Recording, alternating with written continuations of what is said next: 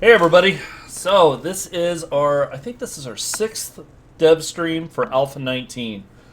Joining us again is Richard, and we have the programmers here. We're going to do some introductions. Actually, we're going to let Richard go and do a synopsis of the final stream and what's to come. So go ahead and take it away. Okay. All right, right. Yeah. Hey, everybody. It's Wild Hat Wednesday here at TFP.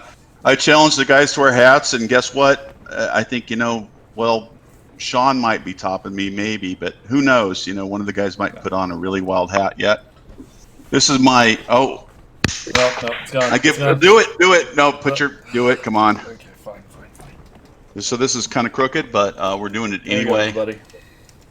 everybody. Anyway, we've had a great series. Lathan, you are styling in that hat. Damn right. That's Watch out, the ladies are coming. Oh man! And then I lost it there. Anyway, we've had a fantastic series, great turnout. We appreciate everybody who's joined us and asked some great questions. But let's talk a little bit about tonight. First, we have in the house with us Mr. Shawn Liptak, Zack Roberts, Steve Dudek, and effects artist Ryan Rayner, along with your host Lathan Meadows, Mr. Prime. And but we're not done yet. Tomorrow night you have to look forward to a live gameplay stream with all the testing team. They will be talking about their favorite features of Alpha 19. They will be talking about some of the fun bugs that they've encountered while working for TFP. And then it's looking like, if Shawn can pull a miracle, looks like Friday we're gonna have a streamer weekend starting Friday morning. We're shooting for 11 a.m. Hopefully that works out. So 171 streamers from 27 countries are going to be streaming Alpha 19 and giving away free keys.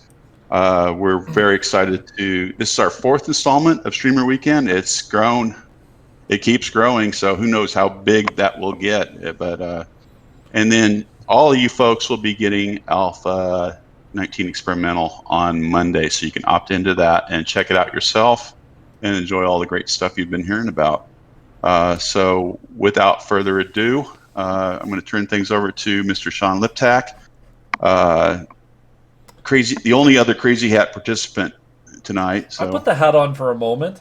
Oh, he did. I did. Yeah, I took it back off, but I did have it. It was there. So, okay. So anyway, Shawn Liptak is our lead principal engineer. He's been coding in games forever, and we'll let him talk. Forever, also known as 30 years now. This year's 30 years for me. 30 years, and not in 7 days to die time. It's like actual years. Yeah, some people might have to think that it's been all 7 days to die, but no. I mean, 60-minute days. Yeah. It's a significant fraction of the 30 years, but no, it's not 30 years. I've actually been working on the game for almost 3 years now, so still having fun. It's still amazing. And to turn on the mining helmet light. Come on. All right, guys. Oh, watch your eyes, everybody. All right, are you guys ready? I brought the mining helmet, because you never know when you're going to need a mining helmet. You might. You are terrified looks I on might have to go everybody's down my faces. basement and dig some. It could happen. Oh, look in the gamma. This is actually a good segue to brightness. So it is. So you've made some major changes there with the help of Mr. Justin Owens. You two guys are like a two-man super team. Yeah. Yes, because we did change as part of changing linear lighting from gamma to linear lighting. We didn't really have any gamma anymore, so having a gamma adjustment really doesn't make any sense anymore. So now it's just called brightness. And it starts at a nice 50%, and you can go to 0 or you can go to 100, and it's pretty good either way. It doesn't make your monitor low in radiation when you go to the 100 setting, but and Well, Yeah, so for those of you who can't understand programmer talk, it looks better. And you all saw it last night. I mean, we showed a lot of it, so you saw the new lighting and everything. But Oh, and you turned it up, and it didn't look bad or weird. no, it didn't. It actually is really good for. And I said this last night. It's really good for streamers because I know so many times I'm told, "Hey, can you turn up the gamma because we can't see what you're doing in there because it's so dark." But the brightness, man, that's amazing. So it just looks really good whenever you do it. It doesn't look like you poured milk on your screen now. Exactly. So, yeah. Well, I can't remember exactly what I did when I made it, but it was kind of like I just really just turned up the ambient, and then there was one other thing in there that gets turned up a bit, but that's all it really did. It's just kind of like, hey guys, here's some more ambient lighting, which tends not to blow anything out. It just gets brighter pretty naturally. Milk mode was good. What? No. Can we get a quick explanation of gamma versus brightness? A very quick explanation they're asking. The quick one, let's see. Gamma has a different curve versus brightness is like linear, so like it's all about the curves, everybody. a certain number would be twice as much as where you started, and gamma would be like follows this fun curve of brightness where Wait, can you break this down for us cavemen? Gamma be different than brightness.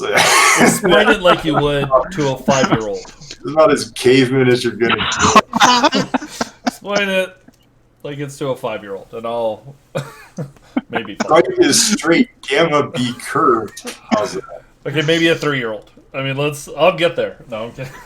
Go ahead. Right. Gamma makes the pixels, it multiplies them in a different way, right? And they're kind of like all washed out. And the other one doesn't brighten them. Anyway, it looks awesome. For you cavemen out there like me, it just looks better. It doesn't look washed out. It's taking full advantage of Unity's full linear PBR lighting. So you can read about it on the internet and, let your eyes roll back in your head with the details there. Yeah. Yeah, gamma, the only reason we have gamma is it's old gory stuff from back when we had CRT TV tubes and the way they responded to light, the way they converted the signal into brightness on the screen, and it just... Wait, CRT, that's like ancient language, like knuckle rub almost. Yeah, It's I mean, not who that has a CRT? Well, it's not that old. Wait a minute. The old I heard of that one. the old cathode ray tube. Lathan, you must be approaching 40 if you've heard of that. Yes. Yes, I am. Oh, no, now we start him on the knuckle rub. It works fine. Yes, it does. So I have one in the garage, actually, that needs to be thrown in the garbage. 24-inch ViewSonic monitor that weighs like, 100 pounds. It's been sitting out there for like 10 years. Needs to go in the trash, but yeah, so I still own one. It might make a good boat anchor. That's true. If only there was some water around. Maybe when I'm riding in the basement and I have one of those water pockets and I need to pull out my raft from my pocket, then I can use my old CRT to weigh it down. There you Don't go. say that. Now they're going to be like rafts are confirmed. Alpha 20 or something. Like, you say any buzzwords and they're like, wait a minute, well, we're getting that? America's Hobo here in the house has made a raft, and we just haven't implemented it yet. Yes, we do have the raft in the game, and I do have vehicle code that'll more or less let it float on water. It just requires some lovely glue to put it all together and to kind of make it work. And now they really think we're putting a raft in the game. Rafts Way to go, guys! Now they're really thinking we're doing it. I would only like to kidding have a everybody. raft in the game at some point, and then we just need to get Robert to do us the water world kind of level, Hell random bin. That's like Kevin Costner. Oh my water god! with islands and None stuff. of this is confirmed, everybody. None of this is confirmed. Yes. This is just them talking. Waterworld DLC is confirmed. It's very good for Alpha 99. It's gonna be in Alpha 99. Oh god! Yes, that'll be on my deathbed. I'll be writing the code for that. In like 20, maybe. Wait, I don't like 30. the sound of this. If it's your deathbed, how old am I? Well, you're already dead, so I mean. Oh, so it doesn't matter. You're gonna be dead by then. Can I be a zombie in Alpha 99 though? Oh, definitely. Well, I mean, they bring back all these other dead people in movies and stuff now, so you might as well come back. Yeah, we'll CGI you there to say, "Hey, I'm glad I made it," or something. You're an optimist, Shawn. We can even upgrade you. You can be like zombie warlord king or something. Okay, we don't tell the boss we have to upgrade him. On that out there, You're perfect the way you are, man. Don't worry about it. All right. Build a boss in Alpha 99 confirmed. This derailed. Okay. All right, so I will shut up for a little bit because I'm riling the guys up here. No, it's fine. It's fine. Go ahead, Shawn. I mean, just continue on. Oh, now they're saying sharks confirmed. Actually, we might have a fish coming at some point. Supposedly, we have confirming. No, we do have a shark. We do have a shark model that's in the project, and I know Sasha would really love to see that thing swimming around because he mentioned sharks to me months ago, and I was like, that'd be cool to do on a weekend or something, but I never got around to it. Wait. But then we have a cod. Does it have laser beams on its head? It does. It's not that exciting yet, but that could definitely be version 2. And it works with electricity, everybody. I mean, since we're just saying random stuff now, you just wire it up. Let's just commit to it. Wires coming from the shore that people will then complain about that they can see the wire. The YouTube editing I'm going to have to do on this is going to be just ridiculous. No! Wait. What rules have we broken? It's still PG-13. Yeah, this is the best stuff. Why would you want to edit this out? We haven't got... Zach hasn't been cussing, so everything's good. I saw someone say Sharknado confirmed. Didn't somebody make a Sharknado once, though? I think it was Favelli, right? I think he put some sharks like in a particle system as a joke. I think he really did, actually. I'm pretty sure. That did happen. That did happen. We definitely did not call it Sharknado, everybody, because that would be going against the movie's copyright and all that. True. So it was a shark tsunami or something? I don't know. I prefer actual sharks. Cyclone? It's like a high probability of high winds and sharks floating in the wind. No. Yeah, I prefer actual shark entities that like flew out and landed on the ground and flapped around. Maybe they could burrow under. They could be land sharks then, and they could. There we go. Yeah. Okay. Just picture how mad you would be. You're sitting there, just repairing your base, and a shark just flies out of the air, lands on you, and eats you. You're done. It just is dead. But imagine how mad. Watch streamers get eaten by sharks. It'd be hilarious. Just think of the review scores. Yeah, I mean, tornado happened. Screw this shark game. ate me. 11 out of 10. Half the people would love it, and half the people would hate it, and it would generate all kinds of hype. And there you go. That's all you need. Still wouldn't be any worse than zombie dogs. Someone eats zombie dogs. I'd take a shark falling out of the sky over zombie dogs. Yeah, zombie dog, land shark. I'm saying zombie dogs are probably a little they're more roughly the same thing. Land sharks and zombie dogs. I mean, I don't see the difference. Wait, which one runs faster on land? The zombie shark, of course. Wait, it's zombie dog, land shark. It takes its fins and kind of just really fast. Now, unless they were to mate together, and then who knows what you'd get? You'd get like land dog puppies or something. That's right. I just want to bring up, everybody, we did have something we wanted to talk about. We did, and we're going to. Shawn, so tell us about another cool feature besides linear lighting that you worked on for 7 days, Alpha 19. Well, if we want to talk about AI stuff, which is what I'm actually supposed to be talking about, well, let's do head tracking. We can cover that briefly. So head tracking is in, and it wasn't too bad to get working. And it's been shown in previous videos, previous streams we've done. It's not done yet, though, so because I know some people may be like, oh, they're staring at me like the owl, and they never stop looking at me like that. And yes, we do know about that, and we have a ticket for that, and it'll be a little more random and look away occasionally. Someone wants me to turn off the light. Okay, fine. Is that better? Oh, That's God. much All right. You're going to give people a seizure at this There you go. point. Wait. Ah! Strobe. All right. well, it's like, Wednesday, we have a winner. look, now let's see how long they can complain for. Because definitely if you complain enough, I might turn it off or I might just make it worse. But, Oh. yeah, all right. Enough warnings. All right, I see. I won't torment you anymore. So Turn it All off. right. There we go. we're just going to switch to this hat, my airplane mode hat, because I care so much. So what was I saying? Yes, head tracking, it's working. It's not quite done yet, but it does a good enough job right now. I actually like it. One of the things I like it the most about is if there's a zombie just walking along and you're sneaking up on them, like, yeah, I'm going to shoot this guy with my arrow from stealth, which by the way does like much more damage than it used to. I was very happy about that change. They snuck that in on me at some point, and then you see his head turn, and you're like, ah, crap, he saw me. It's because it's a little more, when you get that eye contact now, it's a little more convincing that It is. It's that kinda you creepy. had, and you're not getting that self damage you thought you were going to get. So. It's kind of creepy.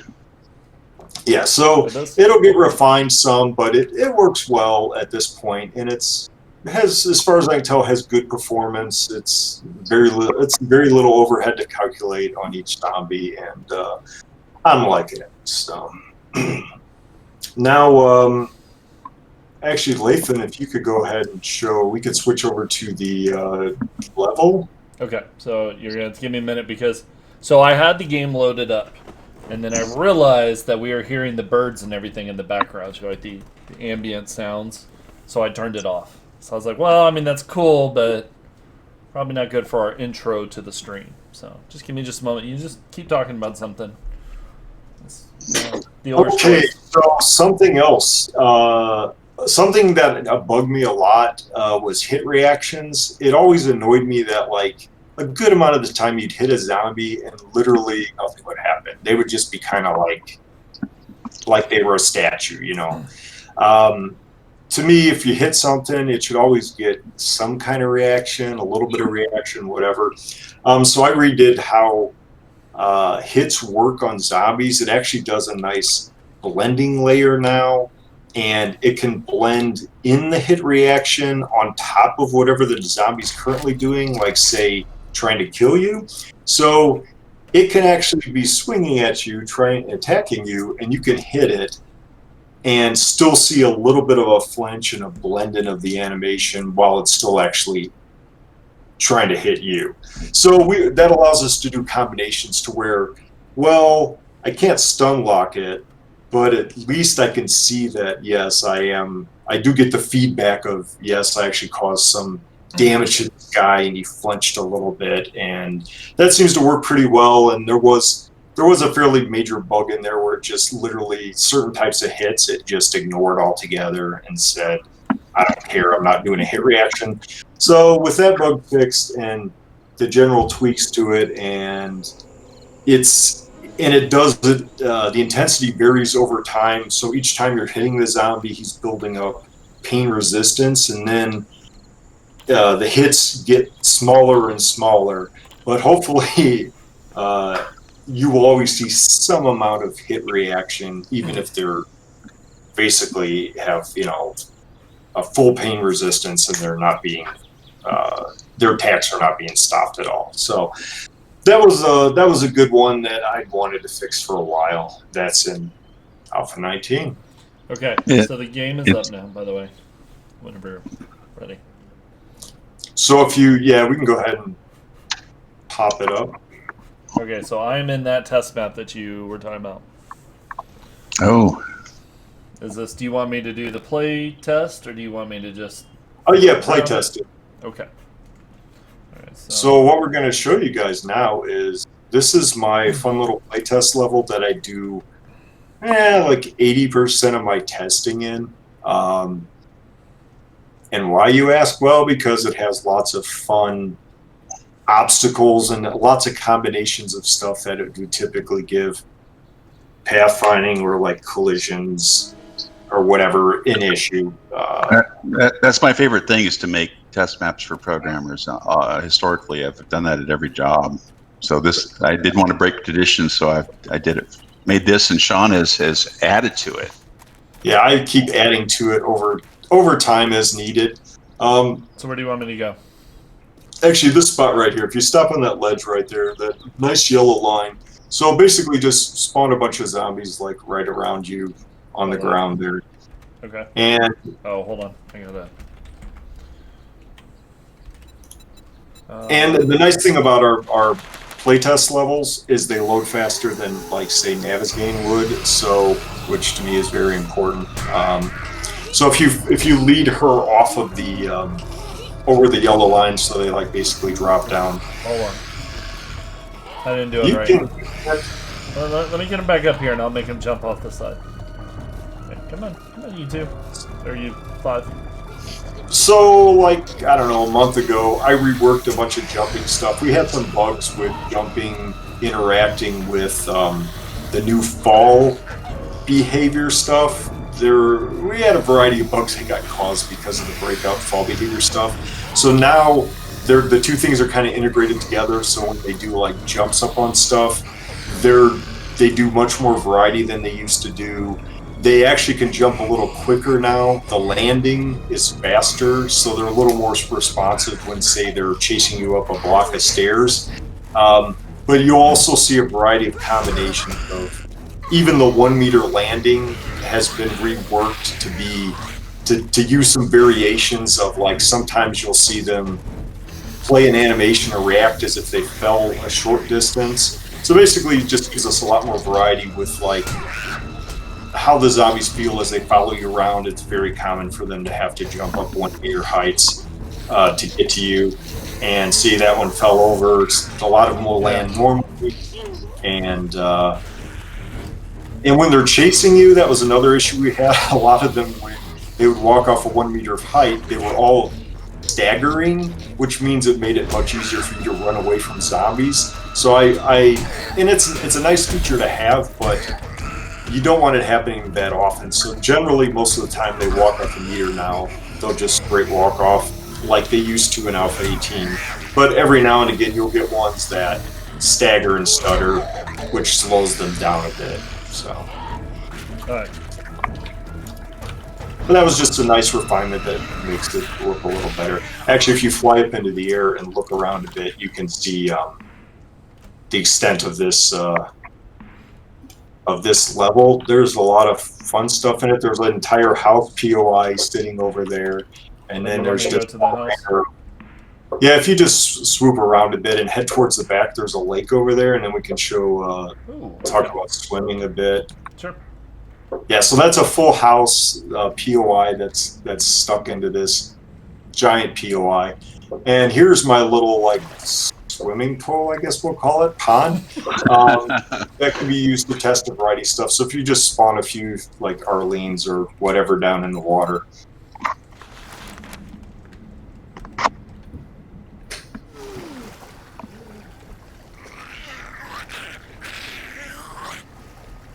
There she goes. She saw us. So you can see her head tracking. Her beady little eyes are looking at you like your dinner, and you can see they are actually playing a swimming animation and swimming around, and as long as Lathan doesn't get himself dead here.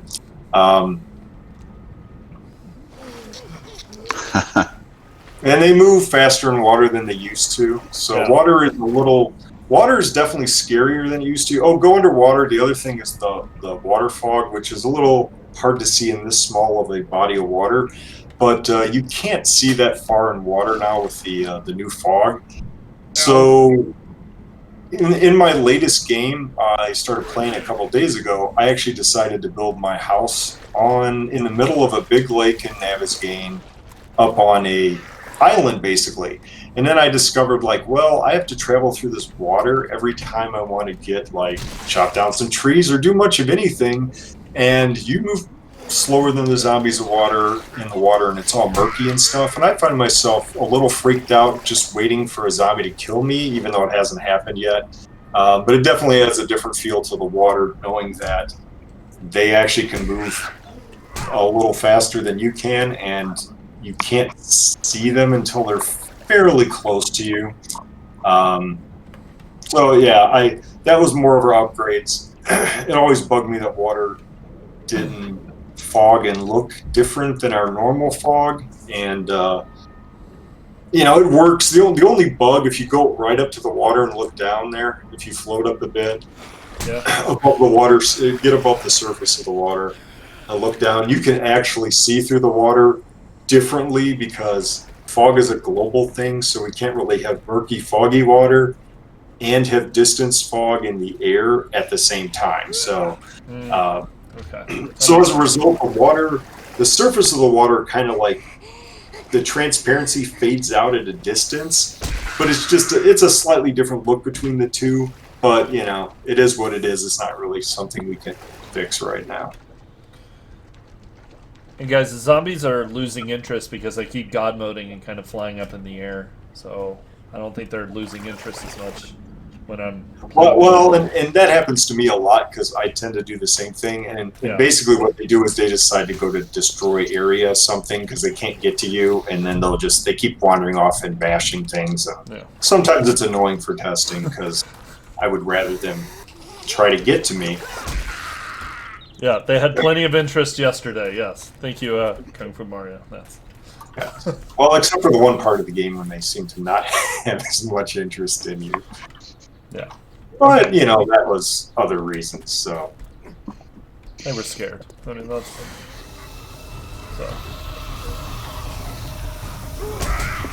So anyway, that's the swimming stuff, the head tracking stuff, I talked about the hit reactions, which actually if you just run around and punch a bunch of zombies, of course you have max stats on them. I do. Here, let me turn it off. Try not to punch them in the head. That would probably just be better. Oh, no. Okay.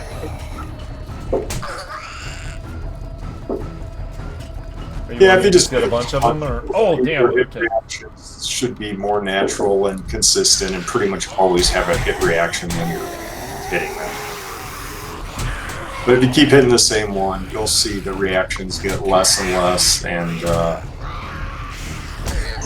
until the reactions are quite small.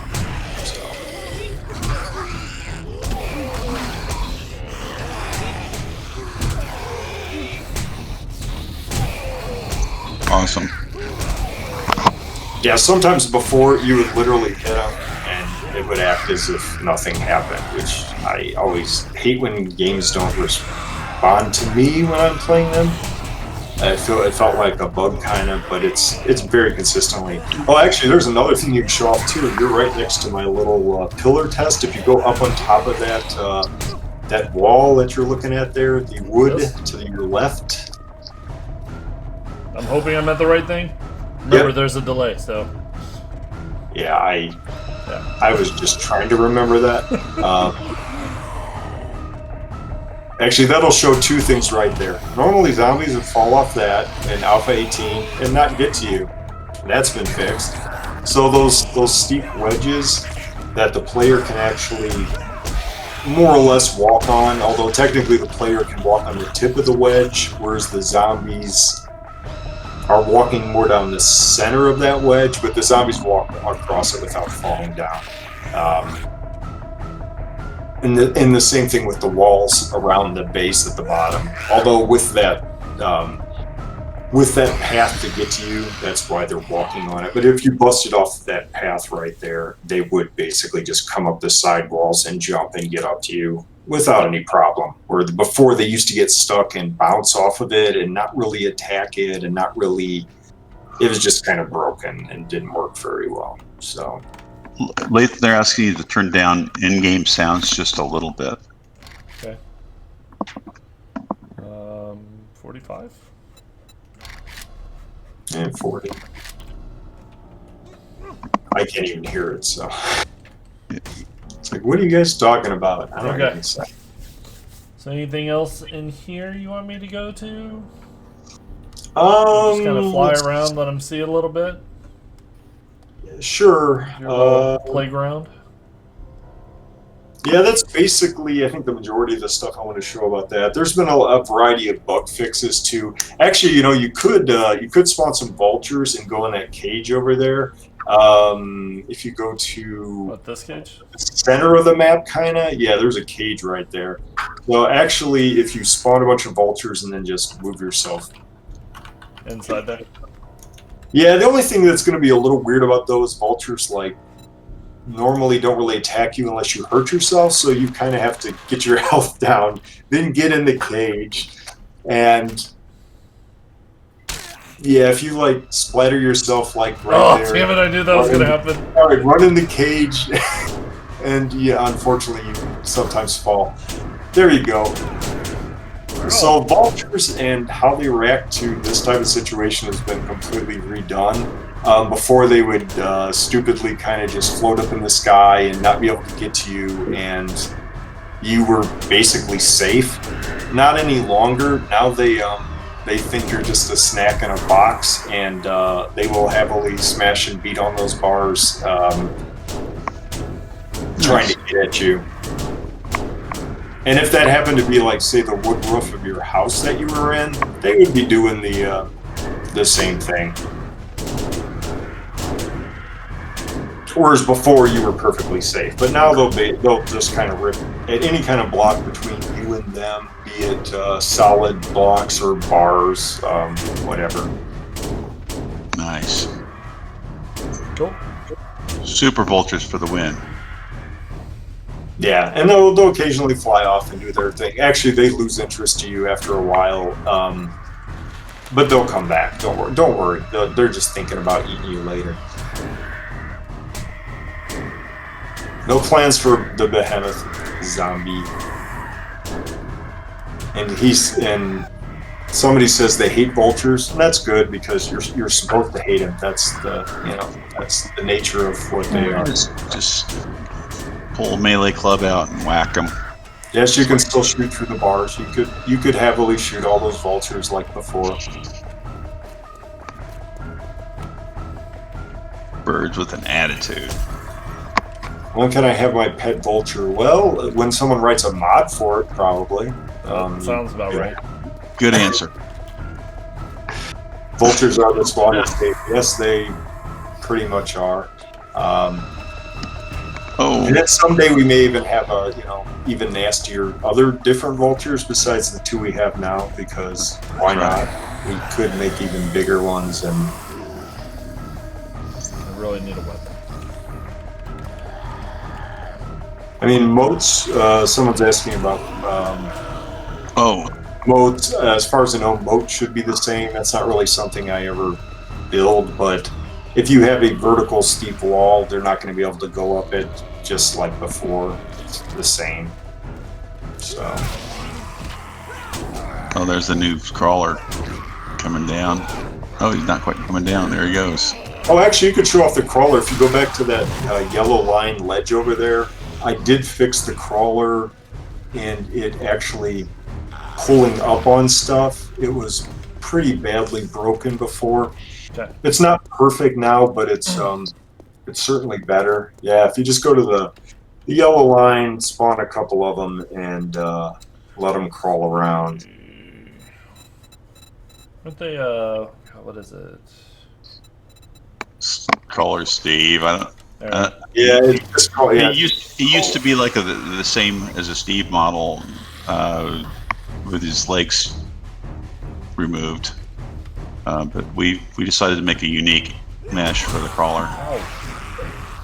Oh, see, he did crawl up. It was just hard to see. Because this guy was Oh, look at him go! Oh, look at that! Okay, so yeah, come on, yeah, guys. they still float a little high on each other. That's kind of a trickier issue to fix, but maybe someday we'll get that one adjusted too. But yeah, dropping down looks good. If you go back up on top, you'll see they. We get up pretty nice. Yeah, no, that looks really nice. Yeah, there's still a few bugs with it. There's actually a bug with them crawling over fences where they can't properly crawl over a thin fence, and then on a client they actually climb into the sky. That bug still needs to be fixed. But in the average case, it works pretty well. Yeah, and crawlers should crawl up ladders. Actually, if you go over to that ladder right there, she should just slide up it like all these zombies do. Come here. Where you going? Oh, you can see his. Hey. Oh, well, okay. Well, now he regains. He's on a mission. He's on a mission. Yeah, he was. Well, it's probably the typical. You were too high off the ground. He decided to go destroy something, and then it takes him a while to decide to go back to you again. Come on up, buddy.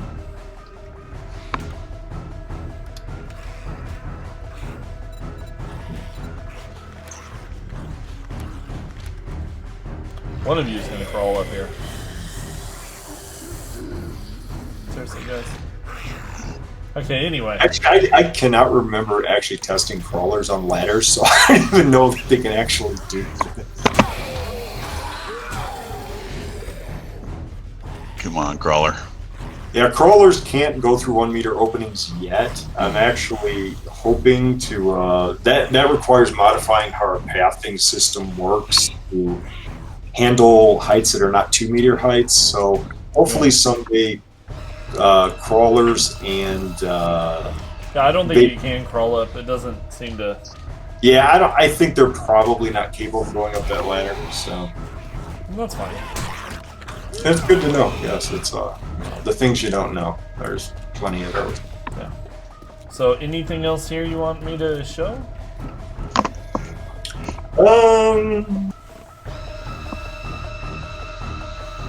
No, I think that probably covers it. There's been a variety of little bug fixes to various AI things, and you guys will find them behaving a little bit different when it comes to like some of the old exploits, like the ramp, mainly like the ramp loops that people would build, the jump ramp loops. They don't really follow that much anymore. Some of them will, and some of them won't. And no, the arrow slit has not been fixed because that's a kind of a nasty little bug that I don't have a fix for right now. So. Okay. And fall damage was not changed with zombies. They still take a percentage of their damage as their maximum fall damage. In other words, you can't kill one with a single fall jump into your gigantic pit. And yes, I do watch people play the game on streams, and I do watch for fun exploits and bugs, and sometimes I fix them if there's a reasonable way to fix them. And sometimes they just stay in there for a while, like the arrow slit exploit, which unfortunately I could fix. I know of some ways to fix it, but it's kind of like, oh, that's going to slow down pathfinding. And I prefer not to do things that cause the game to run slower as much as I can.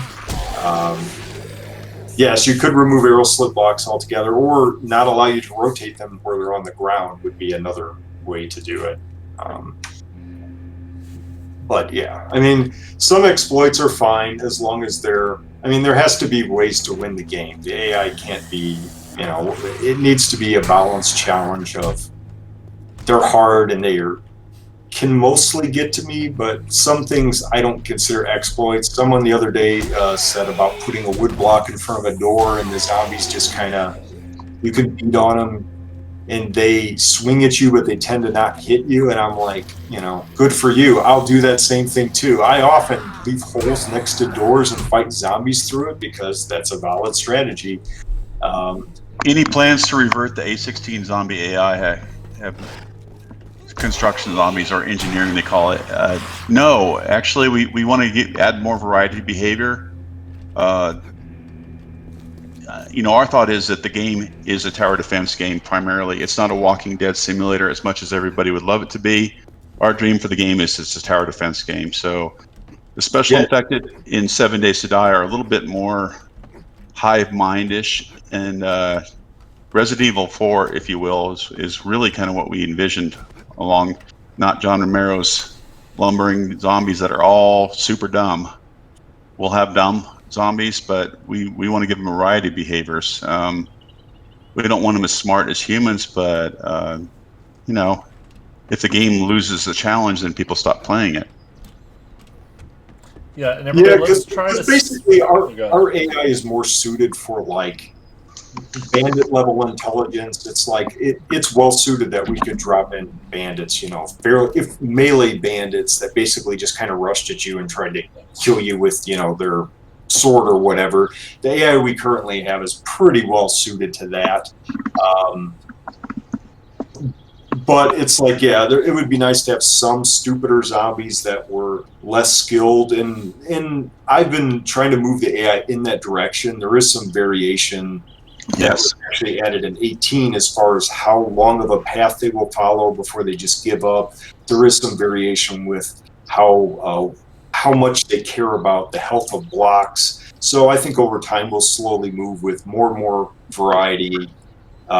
Bigger variation between smart and dumb in that. But ultimately, it's like I played like 15 and 16, and I could just we would build stilts and overhangs, and all the zombies would circle down below you, and it was just dumb. It was like too easy, and we just laugh at them, and that wasn't really that fun. Agreed. Not to say that we wouldn't build in some dumber zombies and have some that are actually smarter because they're more special infected. Right. Or possibly in the gold version, add some simulation changes so those folks who love the John Romero experience might be able to tweak the AI in a game setting to achieve that kind of thing if that's what they really wanted. Yeah. Well, and hopefully this stuff will all be, the modders can change XML all they want, because hopefully the various settings to do with how well the AI path to you and stuff will be set on all the different zombies in the XML, and modders could easily do something that's like, oh, they're all stupid, they're all smart, it's, you know, whatever, by just changing out the XML values. Right. So, everybody, there's that too. Let's go ahead and save the questions for the end. We do want to kind of get, you know, Right. other people a chance to talk as well. So just don't worry, we are doing a question and answer section after everybody. So just. So I think I can be done at this point. I talked about all the AI stuff, and yeah, they're. Who's next? Let me introduce them. Actually, I think we were going to do random gen. Well, no. Zach, I think, was next. Okay, we're gonna go yeah, last. All right, let me talk about Mr. Zack Roberts. Okay, He is a programmer that's been on the team for, gosh, coming up on like 3 years. Wow, and Yeah, he has Zack has kind of a special talent. He is not only a They see programmer, but he is also a recording engineer. So, and he's a pretty good guitarist. So we thought the perfect fit for Zack was to give Zack the chance to do dynamic music in the game. And wow, is he delivered in Alpha 19. So I'm going to let Zack take it away. Yeah. So, what's up, guys? It's yeah boy Zack of hashtag Knuckle Rub Gang. Oh, God. Why did we invite him? Yeah. So. Kidding. But yeah. So yeah, I've been here for 3 years. Just like doing like some random odds and ends, kind of general programming stuff. I've done like some stuff related to lighting. So whenever you're like going through POIs and you have like dynamic lighting behaviors, you can thank me for that. We do. We like that feature. Yeah, he made a great editor for it. So. Yep. Yeah, and I maintain the game's audio code. So that's those are like kind of the things I guess that I've done other than the big thing, but the big thing is dynamic music. So yeah, that's so I guess we could just get into talking about the ins and outs of a new DMS. Yep, sounds good. Cool. So yeah, the big thing is we've got new content. So we have individualized trader themes. We've got a home day theme. We got a home night theme. So That's stuff that's going to play whenever you're like around your bedroll. And I think some people in the chat were saying they actually got a sample of the combat content.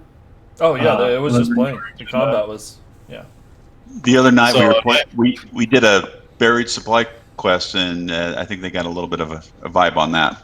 But we should show them more after you go over the high points. Yeah, so we got the combat, so you will have music for fighting, and my personal favorite is the suspense. So that's like whenever you're like out at night roaming around, or you're like going through an uncleared POI or something like that, you're gonna get the suspense content. And so Zack and I have been talking about this thing for a long time. We've been talking about the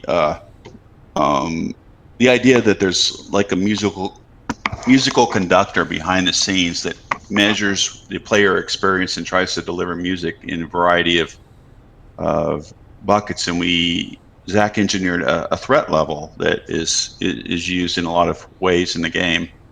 Why don't you tell them about? Yeah, so we got the threat level, which is kind of just part of a broader system for selecting content. So from Alpha 18, basically what we had was exploration content, and we had been working on a threat level system, but there were kind of some delays, like shipping the first round of combat. So there's like a stripped down version of that in 18, but I mean, basically, you add all this new content, and you have to have some means of, deciding when it's actually going to play. So we got a threat level system, and it just works off things like, what's the time of day, and like where are you in the world, and do you have what are the states and the counts of the enemies around you, and all that kind of stuff. So.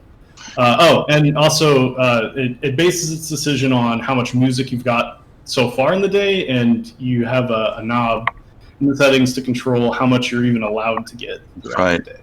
So Zack had and I both kind of agreed early on that the best part of a music system is to say when music isn't there, it's more impactful when it enters the scene. So Zack engineered a thing called daily allotted music that's in the game settings. You can tell them about that. Yeah, so you have basically like a daily allotted. It's expressed as a percentage, but basically it's like it's sort of like a cap on how much music you're going to get throughout the day, so you can finagle with it. I think default, I got it set to like 45% or something like that, but you may disagree with me. So it's a pretty good standard. So there's quite a bit of music, but there's lack of music, so that when it does come in, it's more impactful, and that's the point of that feature. Yeah. So I mean, I think that's pretty much as far as that goes. We've got all the nuts and bolts. Let's see, I've got some. Do you want me to go ahead and load up, and we can go ahead and trader music and try to get some of it to play? So tell them about all the particular types. I guess you covered home day, home night, exploration, suspense, combat, and then each trader. Tell them about the trader music a little bit. Each trader has their own theme, correct? Oh yeah, so we have like fully individualized trader music. So whenever you walk into a trader station, you're going to hear music that was created basically to achieve like a match with the character features of the traders themselves. So the personality. So like Rect has angry music, and Trader Jan has more like a Zen kind of feel. Yeah. Yep. Yeah, if you want to go ahead and boot up like a nav map, I think that would probably be good.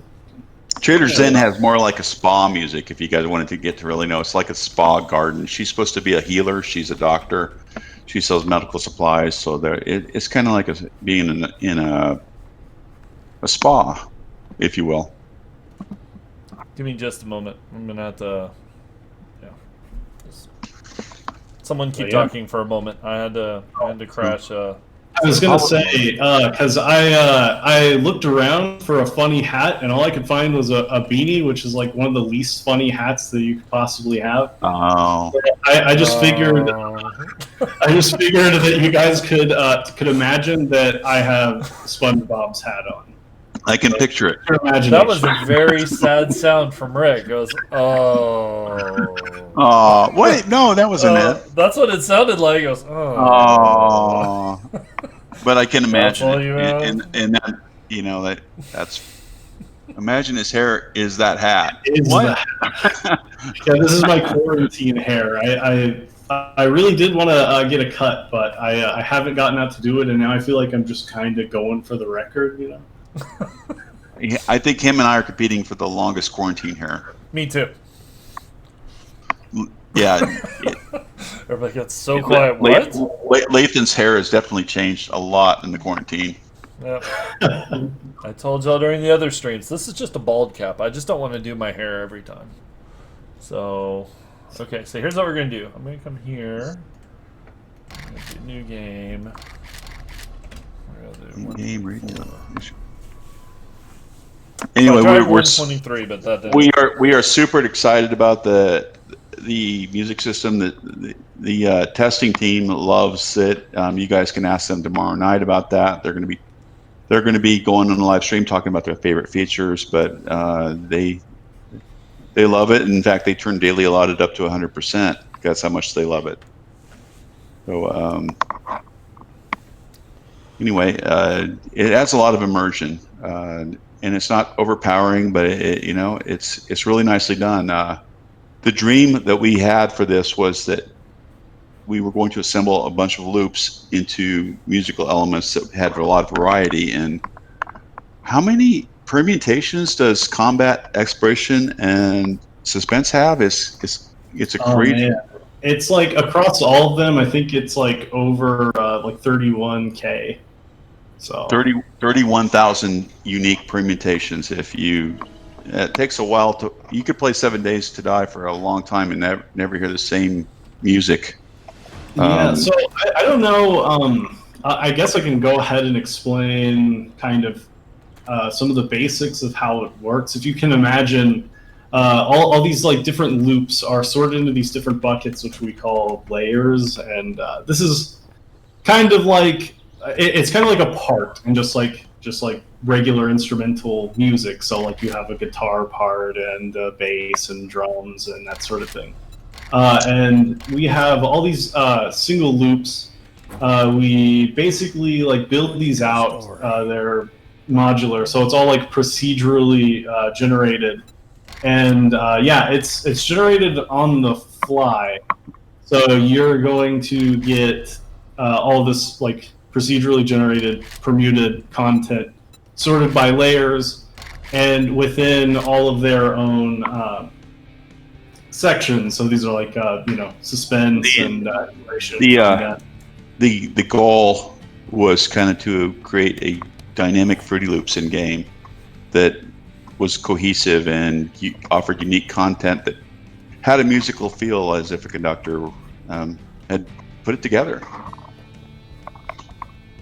Yep. So yeah, you get that. You basically get this like dynamically constructed music for it's exploration, suspense, and combat. It worked that way for exploration in 18, and so yeah, that functionality got extended to those layers. Hold on just a sec, Zack. Oh, yeah. Can you hear it now? Can you hear Trader Hugh? Trader Hugh is kind of like Tell them to shut up. a rocker. All right, shut up. I just want to hear. Here, let's. I think I have everything. Yeah, I got it. I mean, the ambient sound isn't going to do it. No, that's it.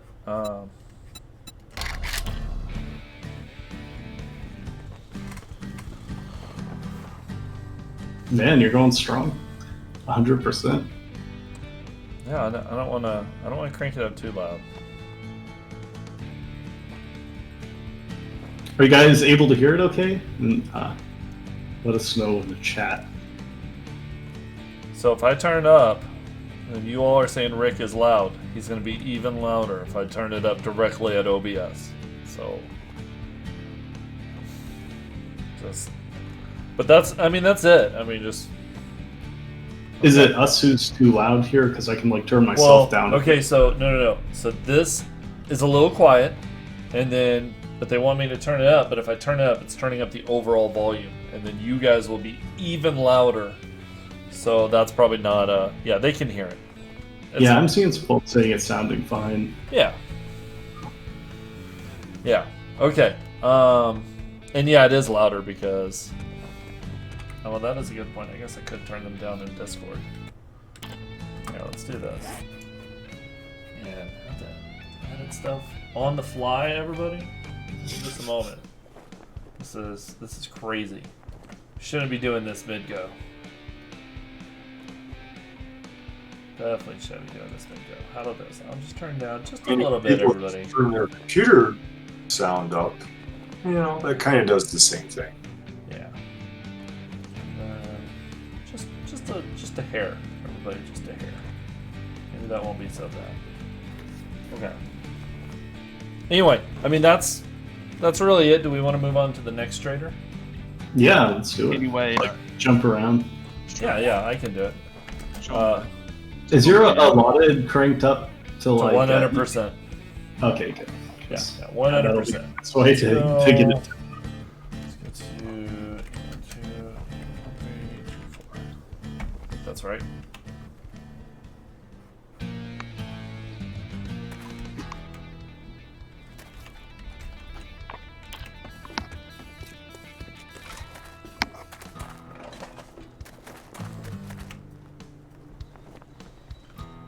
We're all so quiet now. I know we want y'all to hear it, but it feels weird that nobody is saying anything. It's so still. I know. I am here. All right, so you got this is Trader Rect here. Yep. Yes, this music is in game. We're at Trader Rect. Now I feel like whispering. Look at that barrel burning. How many Trader songs I see Krolls asking? That would be one for each trader. Yeah, so we got 5. Jen, Hugh, Rect, Joel, and Jen. Yeah. Yeah. Sure. The traders have one theme, and home day, home night themes are also one theme. The exploration, suspense, combat are assembled dynamically, though. Yeah. So these are like baked, fully mixed, fully mastered themes for the traders, and the home day and night. Those are all as well. But yeah, the exploration, suspense, and combat, those are all dynamically generated. How's that sound to everybody?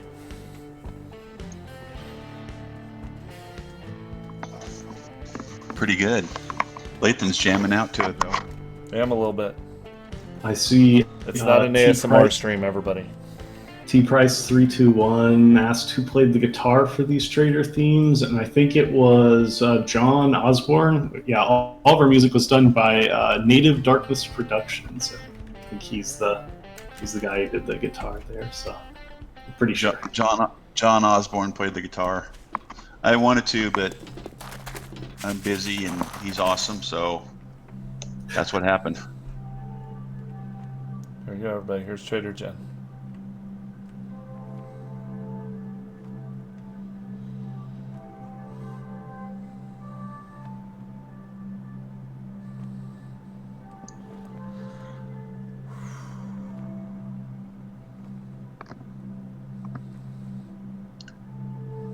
So calming, I know, right? Yeah. I don't want to talk over it, but they asked if there be any copyright issues, and you guys can restream this. We're not going to shut down people streaming and monetizing videos of 7 days, promoting 7 days, because the dynamic music system is playing in their video. So that's so there will not be copyright issues in that regard. Okay, so we got others. We got one more. So we got Bob. I love Bob's. They're all good.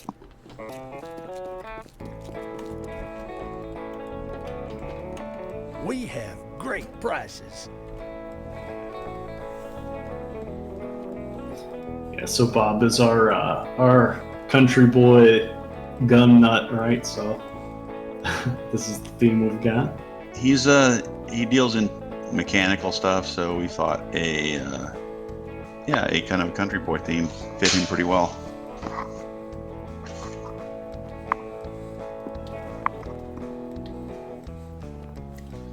Okay. So what else do you want me to show? I love this line. I feel like I'm standing in line at the Golden Corral.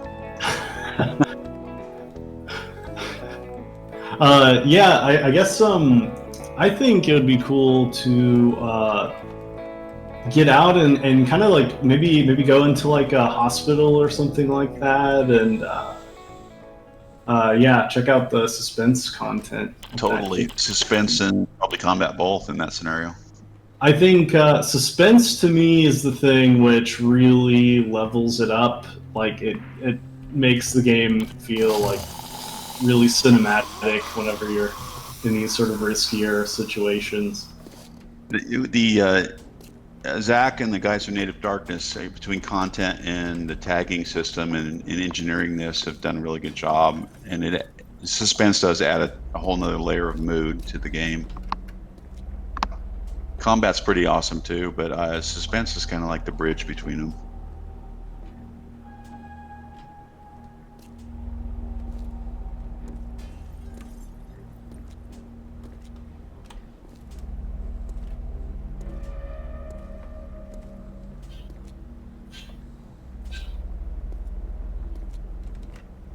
You stay there. We're just gonna walk on by. What's up, guys?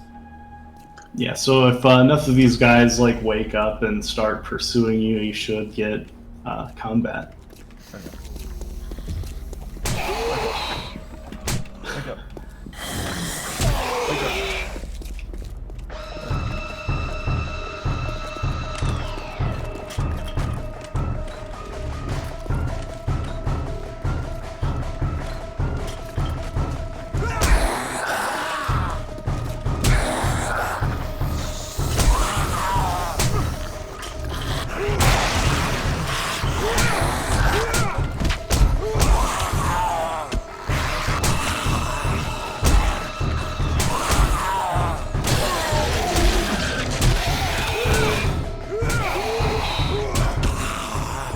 Actually, you can see a bit of the new attack animations going on there. There's more variety in zombie attacks than there used to be. Let's see. It ducks quite nicely. So, who's this? Calden78 says, you guys time any jump scares with the combat music start? So it kind of effectively works out that way. Like if you go into an area where there are a bunch of sleepers, like up in the ceiling or something, and they fall through, then you will get jumped by it. So it's pretty intense. Yeah, we've got a lot of really good feedback from some of the testers on that, that it just works out pretty well. So.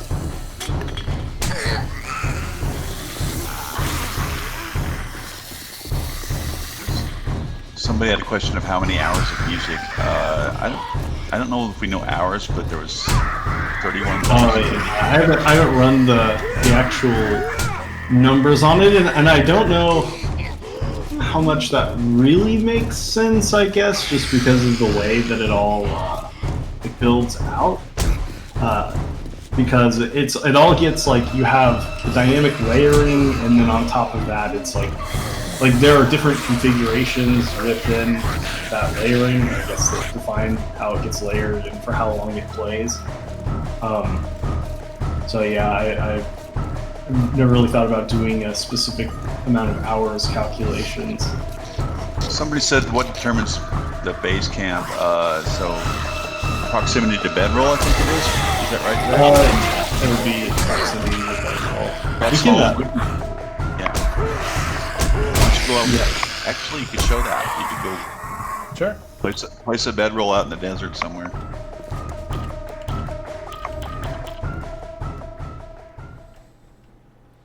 Okay, now remember, everybody, I have the allotment set to 100%. So, I mean, it's just a lot more music than you would normally hear. Yeah, you'll hear music almost all day if you have it at 100%. You will get breaks for like 30 seconds at a time if you have it at 100.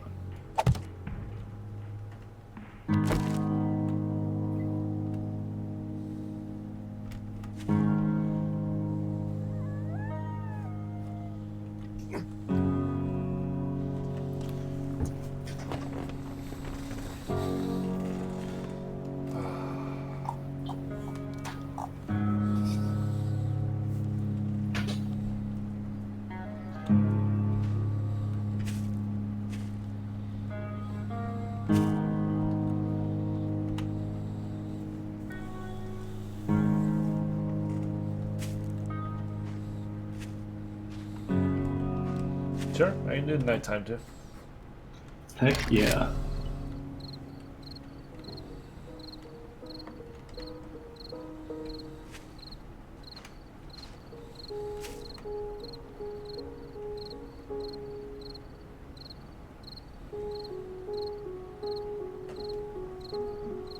I don't think it's based on. Is it based on biome? Your threat level is partially based on biome. No, I think they meant the home theme. Oh, okay. I figured no, but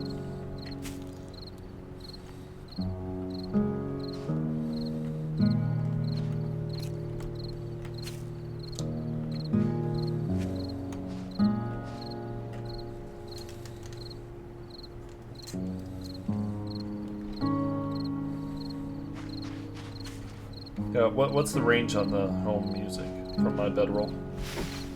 It should be about 50, I think. Not 50. Yeah, a radius of 50.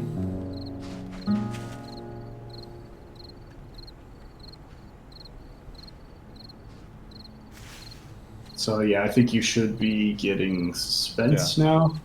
Yeah, I think that's suspense. Yeah, I'm not hearing it because I have like the stream all the way down. No, yeah. Yeah, this is suspense.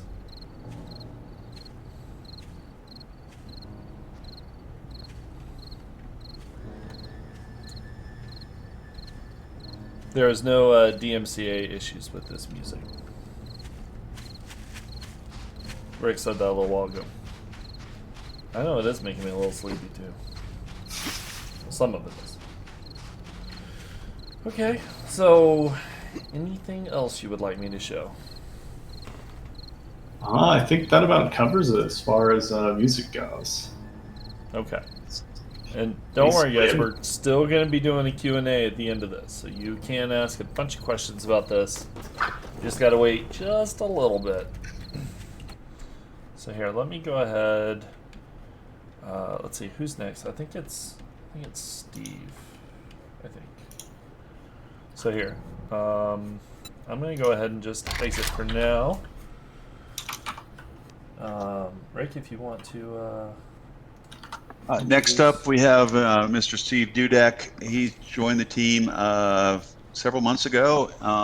He's worked with Shawn before at previous company. Steve has been working his butt off on the junk drone, and we're disclaimer here. We're going to show you some junk drone stuff. We're going to talk about the junk drone, but we're going to put it in when it's ready. It might be a 19.1, 19.2 patch kind of thing. Take it away, Steve. Hi, yep, I'm Steve Dudek. And for the most part, I just kind of been doing general kind of programming like that. And the drone is kind of my pet project at the moment. So far, it's been coming along pretty well.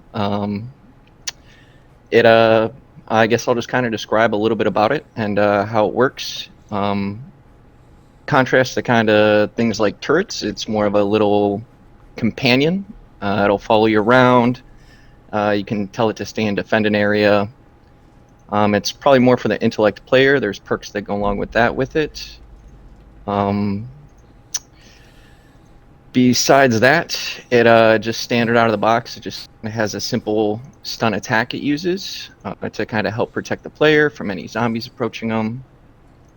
It also will take and use any healing items that the player has in its inventory, and will try to heal the player if they end up getting injured. It's like a mobile little storage capacity, so you can load it up with other things as well. It has 16 slots, but potentially later that could also be increased through mods and different things like that.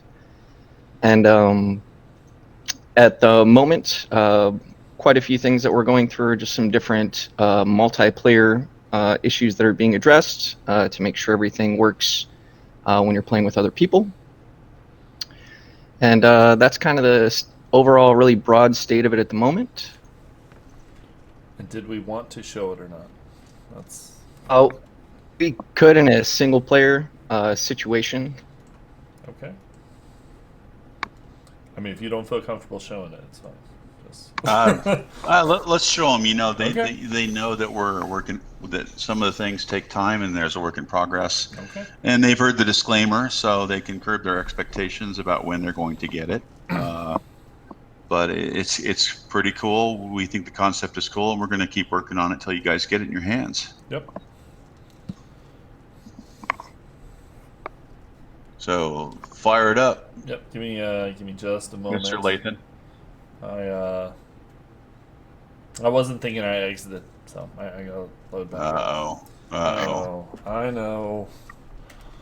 Some other interesting things that the drone does versus some of the other companion AIs is it has its own barks, so it'll call out enemies for you. It'll tell you if it's trying to heal you. Also just has a nice little bit of dialogue. When you interact and talk to it, it acts more like a trader, so you get an option where you can either tell it to go active or passive, where it'll follow you in one, or it'll just stay put in the other, and then just access its inventory and other things like that. Just so you guys know, other companies I've worked for that are 5x bigger than the Fun Pimps have had people working on follow code for AI, you know, as long as a year and a half. I've seen it happen firsthand. So it's no small task to get this kind of stuff going. It's a very hard, complex problem, especially in a fully dynamic, fully buildable game where you can put things in the way of a follower. Okay, so I'm gonna just kind of change, because I know before you all said that the sounds were kind of loud, and since I did turn it all the way up for the music, I'm just going to turn down just a little bit. Hopefully you should still be able to hear the drone and everything. Okay. Is there any zombies? Here, let's just kill all, just to make sure nothing kind of sneaks up on us. Let's... Yeah, I gotta do DM again. Yeah, back to daytime. Actually, let's go to the street too. Let's get a flat surface. Okay, hang out over here. Yeah, that'd be good. There you go. It's kind of like right over here. We can... I'll do kill all again, so we don't get any distractions. We'll spawn our own whatever. Okay, so let me get... drone. Oh man, are you kidding me? Tier 1? It's okay. Oh, look at that. Okay. So here we go, everybody. We ready? Ready for duty. Oh. So, there's the drone. Hello, buddy. Okay. So, we can look in its storage. Okay, hey, hold that. Oh, go ahead and start explaining, by the way. Oops, Sure. that's a button. There's two ways to interact with him. One is just to talk, or you can also press and hold the key to get those direct kind of commands. He will sit there and mostly focus on you, but when you start running, he'll start to follow you, and then he'll try and call out or detect other targets. Right now he just he shocks out of his little arm, but possibility later there too of him having some more weaponry through mods as he gets upgraded. The cooldown for his stun is a little long. So you kind of got to wait quite a bit, but I mean, if a zombie's kind of approaching you, he'll usually get to him before he gets to you. If you have multiple zombies, it gets a little more dicey. Currently, once you get hurt down to, I think it's 50% health at the moment, he will go ahead and heal you if you have bandages and stuff in his inventory. Otherwise, he should perform a bark that'll let you know, I can't heal you because I don't have these items. Oh, give me more than that. Oh. Okay. I mean, here. Oh, Yeah, I'll give a. I'm sorry. No, it's okay. Backseat driver. No, that's fine. It's fine. Debuff. Buff. Sorry, I didn't feel like spawning weapons. That's why I was just doing. My senses have picked up something. Buffing. Hey, hit me for a sec. You hit me. Come on, a little bit more. A little bit more. Come on. One more. This might sting a little. Disregard that error that you saw. Incoming enemy. Prepare It looks for like he was conflict. trying to heal you there, but This should ease the pain. Work does in not look like progress. it was successful. Yeah, no, it messed up. Oh wait, no, now it's working. Yeah, now it's working. There it goes. Maybe it was just a little bit of a delay, but It had an error. We'll figure it out. Like we said, everybody, Engaging the enemy. work in progress.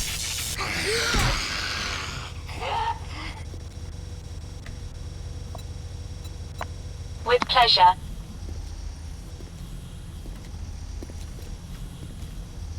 As for you the wish. most part, it's coming along really well, I'd say, for single player use, kind of just tactically. Some of the challenges with it have been, because it's a very different AI entity too, so it's flying around instead of just sitting on the ground. So it's had some pathing challenges trying to get it on the pathing system. That's been going pretty well so far. The typical, Sorry. Right as you said that. right as I said it, of course. You all saw nothing. Sorry. Well, and Keep that's going. why this is why we asked you. Game development is a hard thing, and we're taking on some more challenging aspects like this, but we didn't want to delay 19 because this was a challenging thing. So that's we're working on it, and we're going to still put 19 out. So that's our stance on this, and there's still a million great things about 19, and this could drop in a point release shortly after 19 stable. Yeah. Actually, have we tested it with vehicles yet? If you're driving around in a vehicle, No. It would probably run you at the moment. I think the vehicle speed would probably be faster than the drone speed. it would teleport then, wouldn't it? Would, correct. Yeah, so once it got so far away from you, then it would teleport and try and catch up. Yeah, because people invariably ask about vehicles. I've seen several people ask about it. I figured it would just teleport to you. So there's a lot, as you guys can see, there's a lot of edge cases, multiplayer targeting, vehicle checks follow. There's a plethora of of edge cases to deal with to make this, a gold thing, and so we're working on it. And we have high hopes for this making it into a point release. Cool. Definitely, the multiplayer's been coming along pretty well here too, I think. So some of those issues are just related to the visualization for, when it's trying to heal you, if you're a client versus the server itself, seeing those particles and seeing those displayed. And the other hurdle right now that is being overcome is the ownership. Somebody puts down a drone on a server, who owns that drone? Currently, it does not use fuel. We after we get this a little further, we may have to do some things to deal with it, the what might be considered kind of an OP thing in the game. So we've been discussing various strategies there, but it's good to know that something is OP before you engineer a system around it. It's that helps with you're not wasting engineering time and going, well, it's OP. It is in the intellect tree, but if it becomes too much of a everybody wants one kind of thing, we likely will pull it out of intellect and make it more like a vehicle where you look for the spare parts and you can get one and it won't have to spec into it necessarily. Currently, it's governed under intellect, though. Yeah. There is also, it hasn't been implemented yet, but the possibility of degradation when it performs actions like attacking or healing, different things like that, to repair it possibly in the future. We have talked about moving attack functions into mods, so you can get one without about as much work as getting a vehicle, but it doesn't attack right away. You have to look for mods to. We have talked about some designs like that to deal with. How cool this is. It's almost like but there's a lot of really cool weapons in 19. The auto shotty's awesome. Yeah.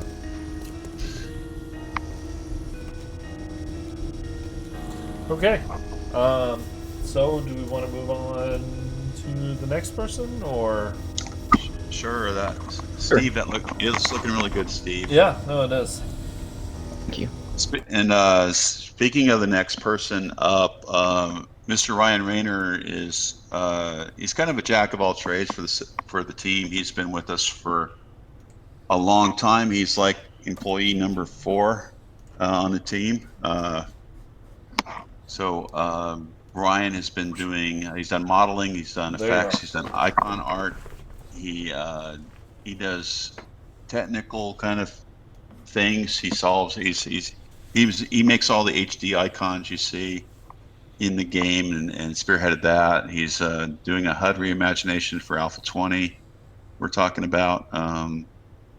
But yeah, Ryan has been. Ryan worked with Joel and I back on Gore, our first game project that long ago. So. As young as he must have been like 12 years old when that happened, but he looks pretty young. But yeah, I was like barely out of high school maybe. But anyway, Ryan, go ahead and tell everybody about yourself. Yeah, I guess other than what Rick mentioned, similar to Joel, I had to do a lot of different categories, jack of all trades, like Rick said. This latest patch, we have a lot more awesome artists now, so I kind of moved to some other things, at least for this. Particle effects, gun shells ejecting, props, car and barrels blowing up. Rick mentioned icons, those are some of the things. The junk drone, that would be a good example. Like sometimes working with programmers in a new system, you have to kind of get something functional first before you worry about how it looks. So like the drone shooting what looks like a blue lightsaber probably isn't what it's going to look like in the end, but you just kind of put something in, get it working, and then when the function is finished, then you worry about how it looks, like final cut of paint, that kind of thing. You guys saw the healing, it had kind of like little plus signs. We took a little inspiration from like the medic of Team Fortress 2 to communicate that you're being healed by the junk drone. Ryan had created that and spearheaded that effort. Yeah, and that'll probably get an adjustment once we have final behavior. I saw someone in chat mention, I think it was the fat zombies. They had like some of the collisions, you could just shoot right through their butt if you were behind them, and there would be no hit registered. So that's some of the other things I do. Like sometimes it's not even things you see; it's just going in. Some of the ragdoll behavior I kind of tweaked. I think that's like Shawn that's done the huge. He does all the programming main setup, but I tweaked some of it where like Big Mama doesn't ragdoll the same as like a tall lanky zombie, you know? The tall guy kind of flops around, but then Big Mama just kind of splats and stays stiff. A lot of shelved things too, actually, come to think of it. Like, make the spear, and then that kind of got shelved for a bit, and then Rick mentioned the boat, right? Like, we had a raft going. Maybe that's why the drone might not make it until make it into Alpha 19, because like I touched it, so I jinxed it, and yeah. Oh, so no. my bad, guys. It's called really hard feature Blame Ryan. versus easy feature. We did get the fingers eventually, though. Yeah, it'll get in there. The light sources is another thing, trying to stay optimized. We have a lot of POI light sources that don't actually cast shadows, so there's kind of some fakery involved, like making sort of spherical fake shadows. So like if you see the lantern on the trader's counter, it's not actually casting its own shadow on the ground. Just any little thing we can do to improve performance, since you can only optimize a voxel world so far.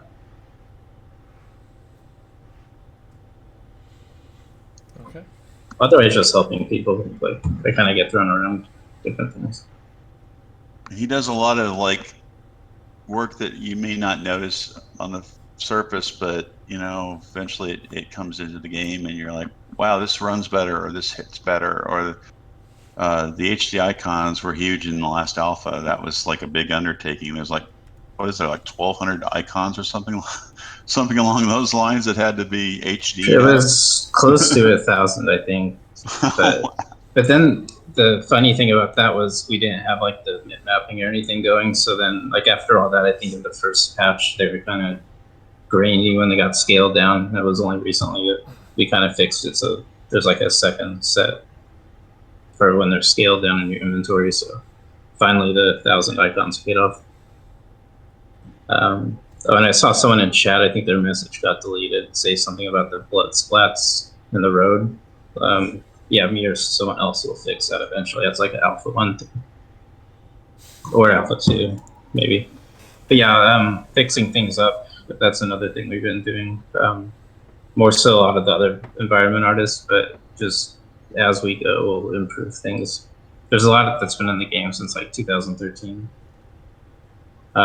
Particles is another one. Like a lot of our smoke just used to look like a still picture rotating like a disc. So I had to try to get better looking smoke. We have texture streaming, so there's enough budget for an actual animated smoke.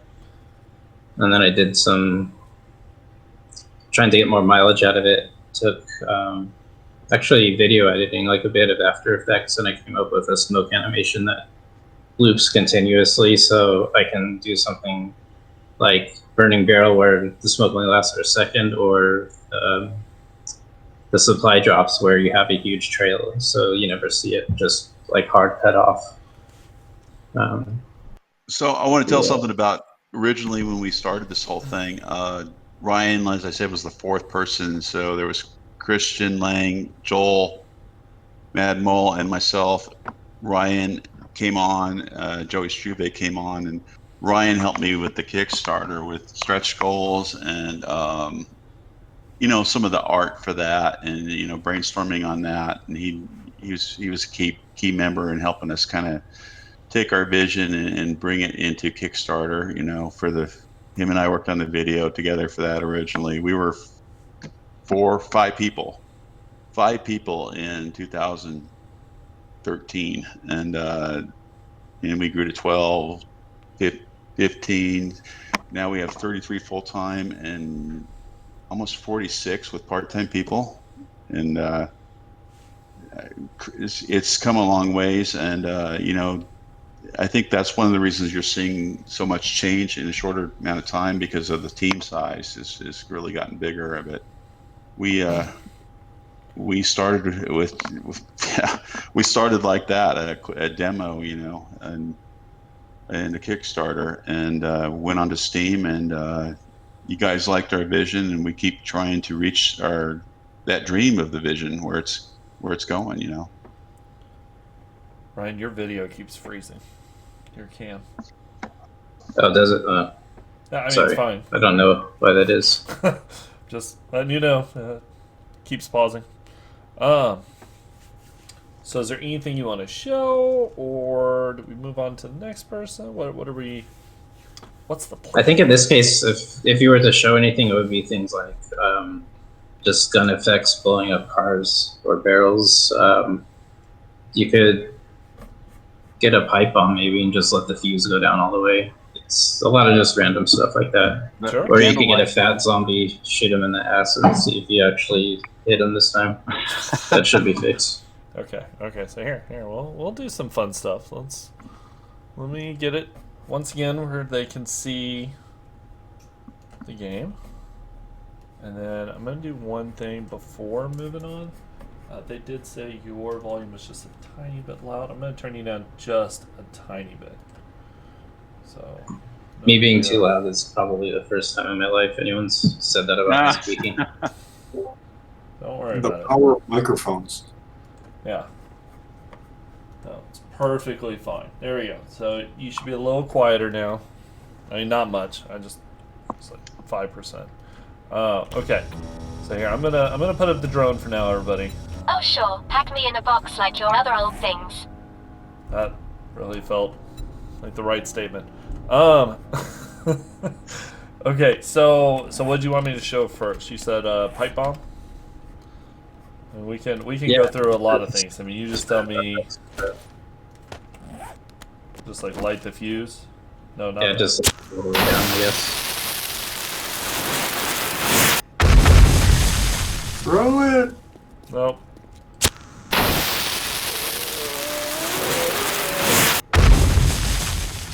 Whoa. So it kind of like starts getting more violent, just like right before it blows. Oh, that's nice. I like the fuse doing that. Blowing up cars and barrels. Tweaked a little bit, but some of that might be outdated and stuff. Well, Airdrop isn't. There's some new barrel types that made it into this build, isn't there? Like Yeah, I the thought we burning saw barrel one at has the trader. like some of the new smoke I was talking about. That's not gonna blow up. Where is the nearest burning barrel? you can Or should I cheat just mode. spawn like- one? Usually traders. Trader. I think. Yeah. Oh yeah, that's right. We just saw one in what was it, Trader? Did we see one in Trader Hugh? Rack. No, right. I think. Oh but no, don't no, quote, I see one. Don't Right quote there. me. Right there. Oh, there's one. Yeah, there's one. Look at that. Oh. Look at that, everybody. Airdrop would be another one. Airdrop. But that's sort of the endless looping smoke. I kind of there was a lot of video editing work before I actually got it in, but it's like it has a seamless loop of smoke nonstop, so then I can kind of recycle it a lot. I also used it on like the smoke and snowstorms, like the ambient effect. Like the old dust storm kind of looked like pieces of flat glass flying through. Yeah, I don't know how many night airdrops we get, but I kind of threw the flashing light on there just in case. Might need to be toned down a little bit, but I think the balloon's kind of killing it. Do we have that many like airdrops at night? No, I don't think we have them at all. Yeah. I didn't know if it would be a thing or not, but I just kind of threw it in there. It should be a thing. I really, sure. honestly, I think that's a good idea. We It's talked about Especially- the random encounter stuff, so I mean that could be. Yeah, so imagine it's at night and oh my gosh, there's bandits coming towards you and you have to fend them off. But that was one big reason I did the seamless kind of loop smoke, because that trail, the old one used to look really neat on that flat, but that one can at least billow like long without it looking too rich.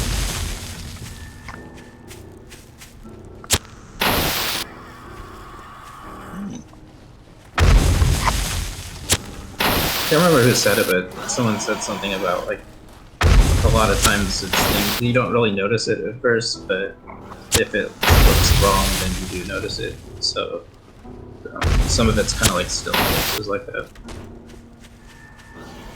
I guess you could always try and like do the shooting fat zombie in the ass and then Ragdoll, Big Mom, and somebody skinny. Is Mo the skinny one? The super tall one? Like the Freddy Krueger looking one? The bread bowl, the bread roll, Is it Mo ragdoll, or Bo? and the beach ball, ragdoll. Hey, Lathan, you want to have some real fun? You should crank up the fog. Because no one's ever seen the extent that the fog can go to now. So where do I do that? Just in the console, type in weather space fog space, like 0.7 would be a good number. Oh. Yeah, this seems so much better. Oh! This seems so much better. I'm glad we did this at night. Yeah.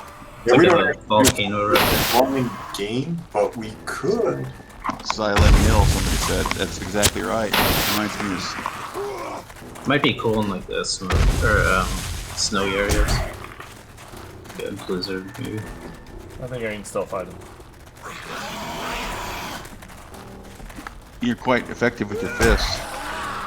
Not whenever I don't have buff me on. I have no points. I haven't spent any points. Did you have cheats on last night? Because he No, was I like did running around with his fists like I did not. Everybody can 40 check it. 20, 35 zombies hanging around him, just like high-fiving him or something. Everybody can check the video. I was there was no cheating going on. It was think pure he's got a fists of fury. I suspect he has a hack. Hey, you have brightness up right now, don't you? Yeah, I can. Here, I can turn that down too. Yeah, if you put it to 50, they could see what it would actually look like if we you hit the default button there. Oh, I didn't feel that. Why it's there? No. Actually, we did talk about something last night. The fact that some of the other streamers in the channel were talking about how we would turn up the brightness at night, but then during the day we'd want it to go back. So if there was a way to set either like daytime brightness and nighttime brightness or something, some sort of way of toggling it, or... Yeah, they were talking about an option to deal with the fact that they want to see better. Of course, we could just make the default nighttime darkness not as much, but... Yeah, but, I mean, the only reason to do it would be if you're streaming, I would think. So... Mainly, if you're in a dark room, you can, with your pretty bright monitor, you can see pretty good in the dark. It's not like you're before where you die from something you can't see, which could happen before, at night. I hear you. Where you at? Yeah, I'm actually a fan of the darkness. I'd rather it be darker at night than we currently do. Yeah, but... I mean, not pitch black, obviously, but I like the creepy darkness. I like it to a degree where, as long as I'm not dying from something that's punching me right on top of me and I can't see even the silhouette, that's when it's too much for me.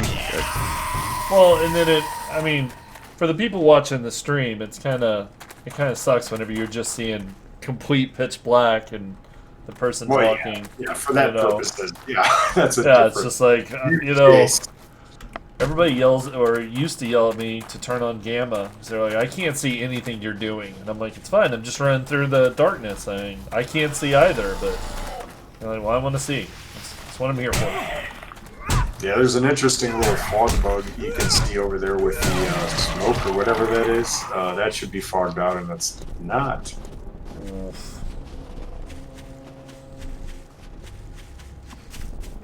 Yeah, that effect does not get fogged. Yeah, you're right. Actually, if you try switching your fog down some to 0.5, that they could see a little better. It's a little more realistic, maybe, where we set it at the extreme. I mean, if I put it at 1, do I just not see anything? Yeah, well, you can try 1. It's actually interesting. It's a it's a valid way to play the game, but I mean, literally, you're going to be like, you could play the game like that, but talk about, gonna die. No, let's go ahead and let's change that back to, let's try 8. About 8. There, I can see the ground a little. Try 0.9. 0.9. I'm gonna get attacked while doing this. Yeah, typically the fog in the game actually maxes out at about like 0.35, maybe. That's about as high as we go right playing now. blindfolded. What is that 0.9? It's like worse. Well, no, I went to 0.8, and then Oh. you told me to go to 0.9, so I went back up to 0.9. I hear you. Where are you? You're over here. I'm sorry. A smaller number is less, right? Yes. Well, I think you saw him go to 8 and then 9, and you thought he was going from 1 to 9 when he went from 8 to 9, which is why it got worse. Oh, maybe like 0.5. Oh. Always reload your gun, everybody. Always reload your gun. Yeah, and this is easily modifiable too, because the ambient light brightnesses and the fog settings and stuff are all in the a new XML file for Alpha 19, so people can actually go in there pretty easily and mess with fog or the ambient brightness. Okay, so That'd be kind of a cool world event if that happened occasionally. The weather came in and said, "Oh, it's foggy" all of a sudden for about 5 minutes. Does everybody see, like, whenever we set the fog to this, that's everybody in the server, right? Yeah, that's a global setting on the server. Although with the way you're doing it in the console, that's basically locally overriding whatever the server is trying to do. Somebody wants to see 0.35. But if I did that while I was on a server, then it would, everybody would now see the fog, right? Actually, I don't know, because I've never tried it. Well, now I want to try it, actually. I'm very curious about that. 0.35 isn't bad. That's kind of like a pretty bad weather day, and I suppose if you wanted to go extreme and say, "Oh, the weather moved in and they're coming for you," some setting in between would be pretty interesting. Yeah, because I think part of our future event system, whenever we get around to doing this, could include events like, extremely, foggy weather for an hour or 2 or whatever. Yeah. That would be fun. You're getting ready to go out of your house, and then, oh crap, it's all foggy right now. Do I risk it, or do I do some more mining, And who knows, maybe the enemies think of it as nighttime when it gets that foggy. The zombies are all the world's populated with sleeper zombies. You walk down the road and they're all taking a nap. Pretty cool. Okay, well, anything else we want to look at while we're just kind of...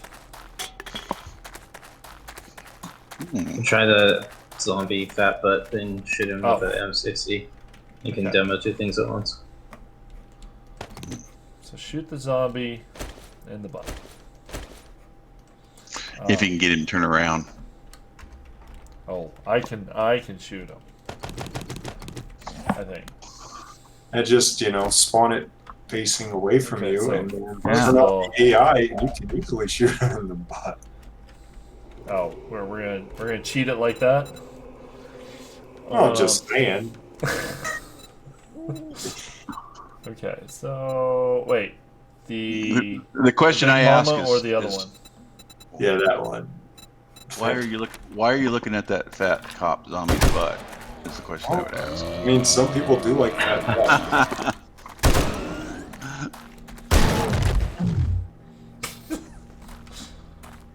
Is that what we were hoping for, or what were we hoping for? I mean, he did die, so job done. Yeah. What? Yeah, there was an old bug where sometimes hits didn't register. Like the collision sort of had the whole. Like some of the zombies just had gaps. Sometimes in their butt, sometimes around their collarbone, that kind of thing.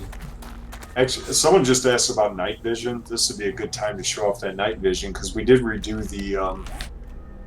I redid the shader for night vision, so it actually works pretty well now. Yeah, let's. Look at that! It's really bright in the day. That's how night vision. Oh, look at that!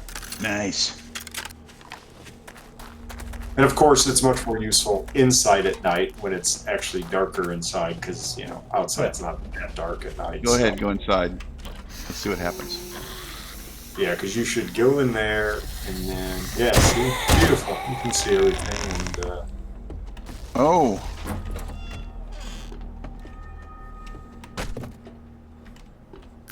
Yeah. How about this? Let's make it a little interesting. 25.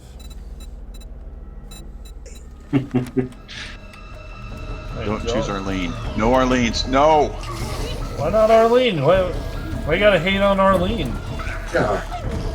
What did she do? Alright. Let me reload this before. I've been in too many streams. I was like hoping you would choose Arlene. Arlene is like my go-to test zombie just because her name starts with an A. That's the one I use more than I see why that happens. I was nothing against Arlene, and Brett did an amazing job of the HD Arlene. Actually, what would be cool someday is to have a random button on there, because there's a lot of times I just want to pile up random zombies. I wish I could just click the button and it would just give me a zombie. That would be amazing. Oh yeah, like a random 25 would be good. Whoa! Yeah. So maybe someday I'll add it when I'm, in the middle of between things or something. You're tired of solving hard problems and need a break. Because that one should not be hard. Other than giving the UI, but I'd probably just add a random button at the top or something and do it an easy way. It's just an Stay there extra for a mode. moment. Wow. There's a lot of them. If you could ragdoll Bo and Big Mama, that would be another one. Get on the top of a mountain.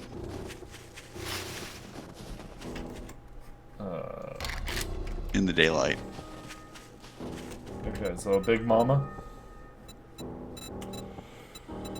And Bo. They should, like, flop around differently now. So you wanted them to ragdoll?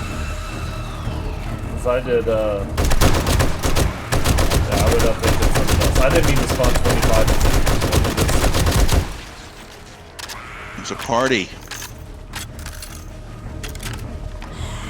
Lathan, put back that wig on. Make your Big Mama face.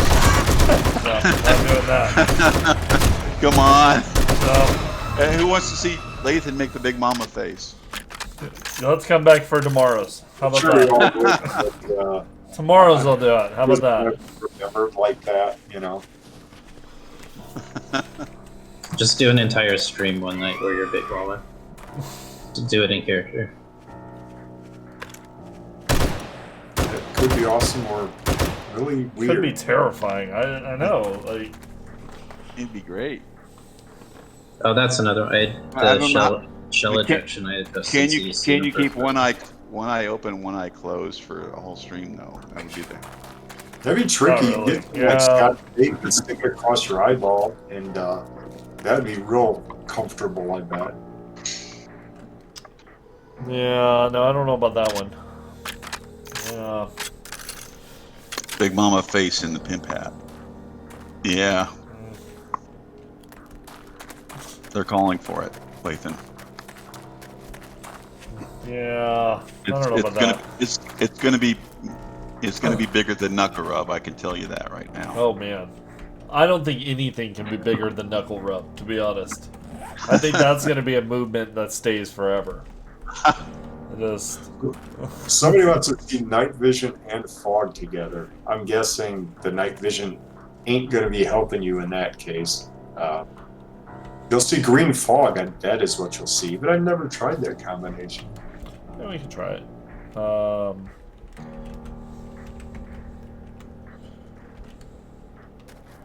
Man, Oh, and here I can set it to nighttime. Look again. at that green fog. Awesome. it doesn't help. Yeah. Wow. Literally, like, vision 2 feet from your face.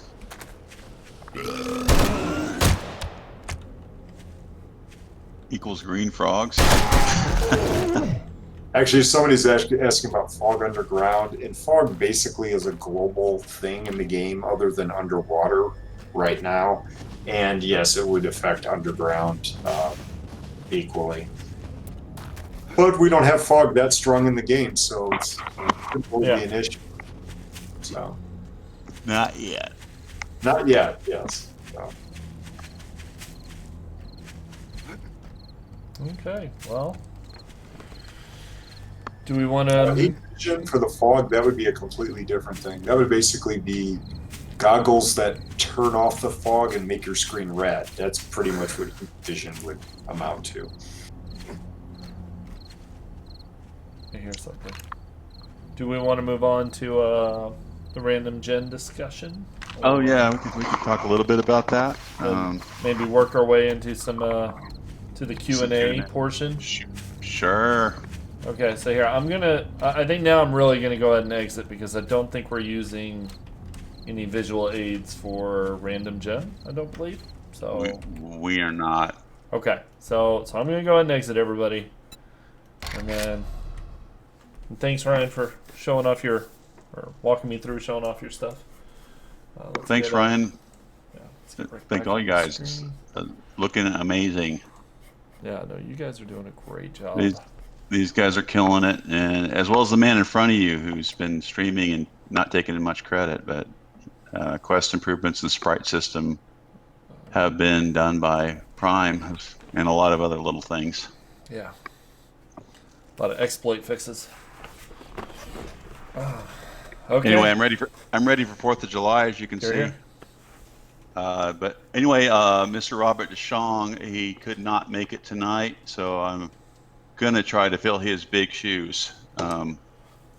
He has done some work to random gen. He has created random biomes, which does not use an image. It procedurally generates random biomes in a different manner every time you put a new seed in.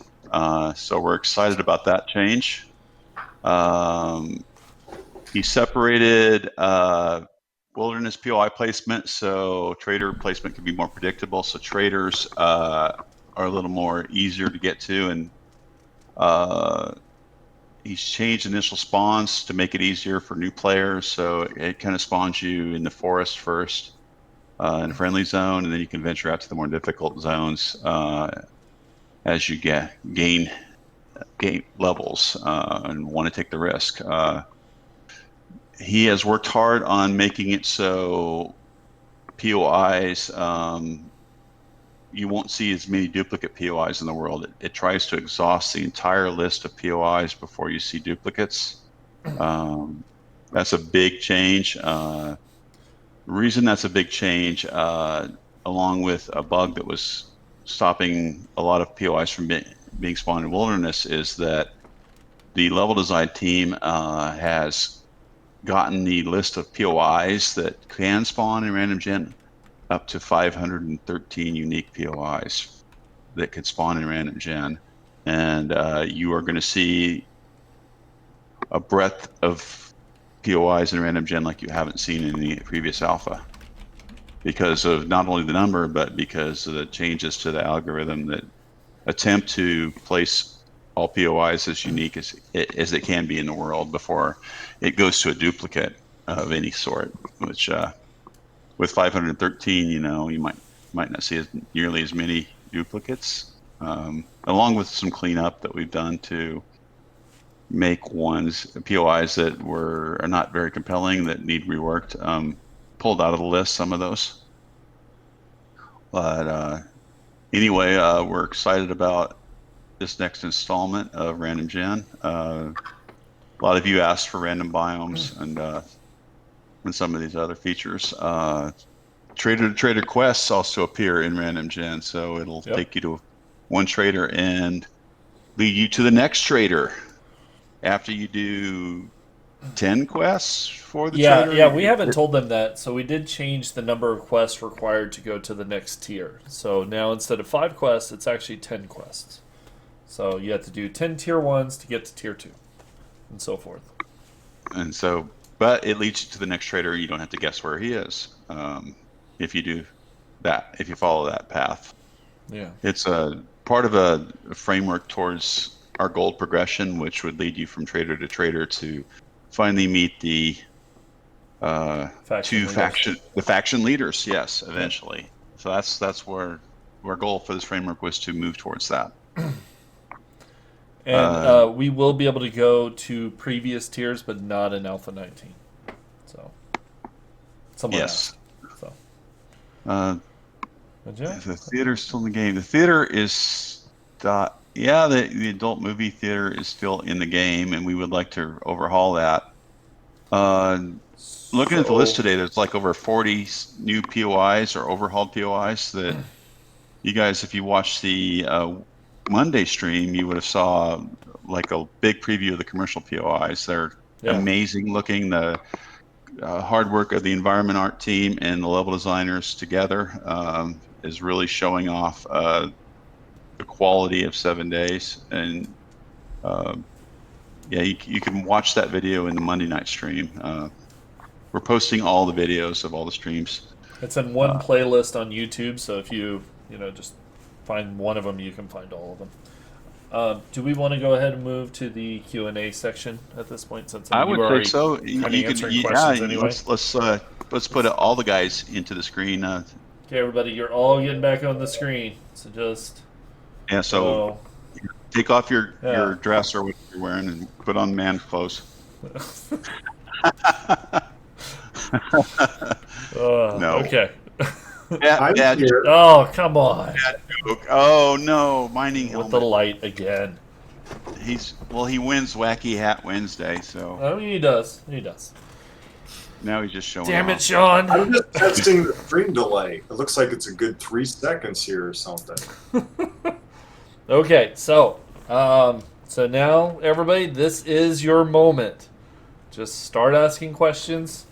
Don't feel bad if we miss them, but we'll try to answer.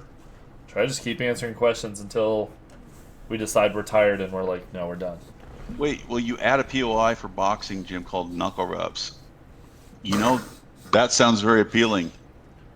You don't want the knuckle rub massage parlor? I mean, that's what they were asking for before.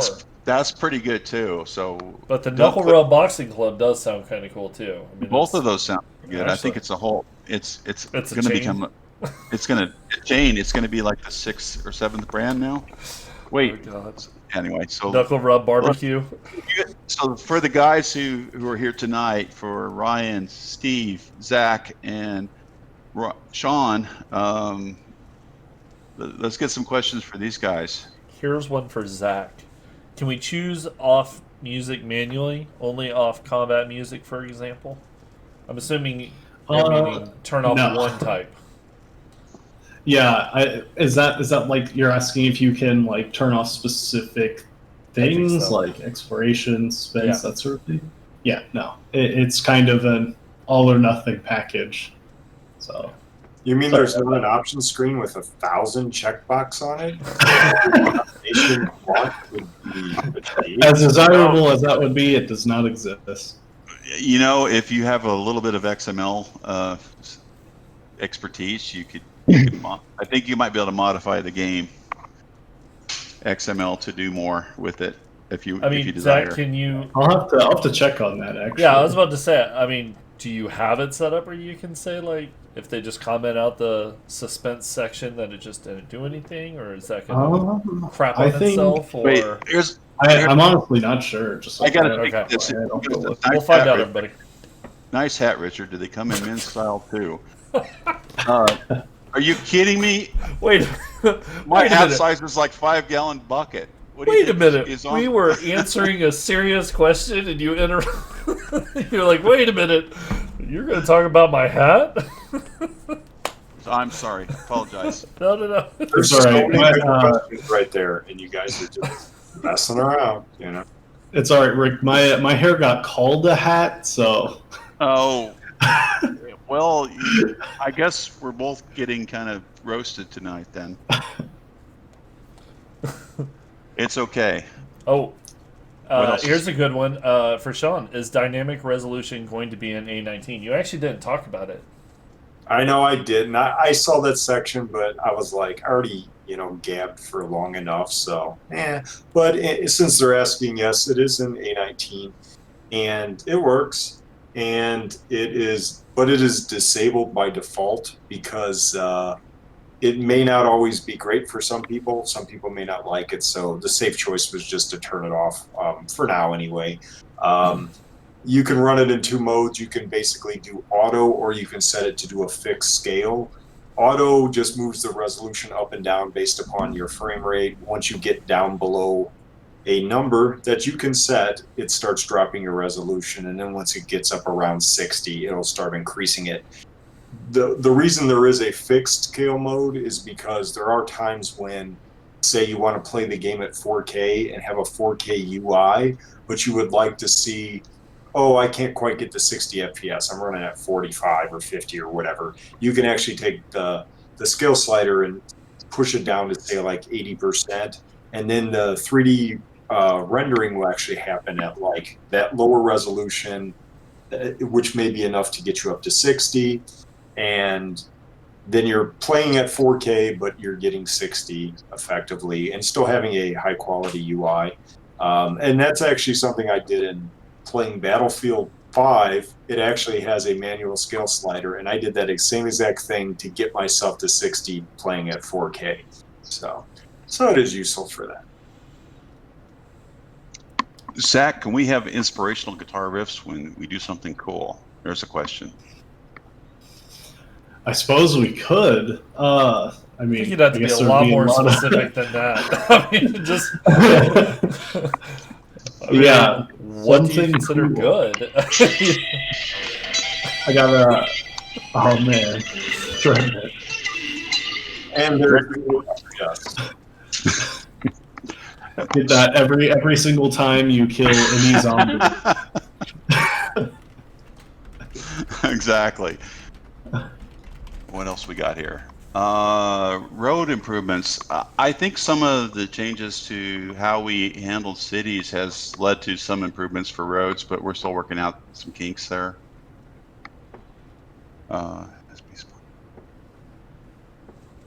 Base spawn distance. Someone asked about vehicle physics there, and yeah, I'm the one that does vehicle physics, and yeah, we're not planning any major changes as far as uphill, downhill, and gears and stuff like that. I think it works fine the way it is. Yeah, I mean, things go slower uphill. That's kind of how it works, and you know, not planning on changing that for the Jeep. And the Jeep does actually have gears. It's just that's how you hear all those shifting sounds going on. And they also ask about two-wheel drive on the motorcycle. Technically, all the vehicles have drive on all of their wheels, just to differing degrees, because that helps with issues of like, oh, I got my tires stuck in a rut and I can't get out of it because the other wheel is not doing anything. So there is actually a small pushing force that moves vehicles around, regardless if the wheels are, well, I mean, it only does it when the wheels are touching the ground, but it's not done through the wheels. It's a direct force, which is why you can creep vehicles around when, say, you run out of gas or whatever. It just fixes issues with things getting stuck. Here's the question. I don't know, but I think it works the way he's asking. Does the new biome generator ultimately create a biomes.png, and if so, will it be able to use their own custom one to replace it? I think it does create a PNG, doesn't it? That sounds like a question for Robert. We think the man's not in the call tonight. We apologize, but we think it does. I think ultimately it does, because it was using one before and now it's writing one, I think. So we think so, because it does like create a file folder. You know, we're doing new pre-gen maps for this coming release, so we'll find out. Yeah, because we basically have to remake all those pre-gen maps because of all the changes. So yeah, if you guys love the old maps, they're gonna be somewhat different. I would assume even if we use the same like seed, we'd probably get some different results anyway. So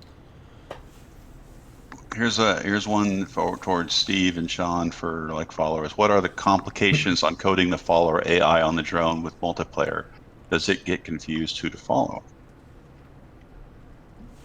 Steve. Uh-oh, he's muted. Yeah, we can't hear you. Sorry about Steve. that. Currently, at the moment, it does. In regards to, in certain circumstances, based on whether it's a DEDI or a peer-to-peer, gets confused who the owner is. It's not necessarily with the pathing or who to follow. It's just that it can't assign the proper owner at the moment. And after that's resolved, there shouldn't be any other major issues with that. Very cool. Here's one for Zack. Are you planning on adding an end combat music? I think they're talking about kind of a stinger to the end of it. Oh yeah, we've talked about having some combat exit stingers, and I think it's something that just we kind of floated, and it just probably really didn't have time to make it in. But yeah, I mean we've talked about doing that. I think we're I going to imagine broaden. going forward, that would probably be a pretty good polish point, actually. I think we're going to do that and broaden combat content in 20. We talked about those kind of things. Oh.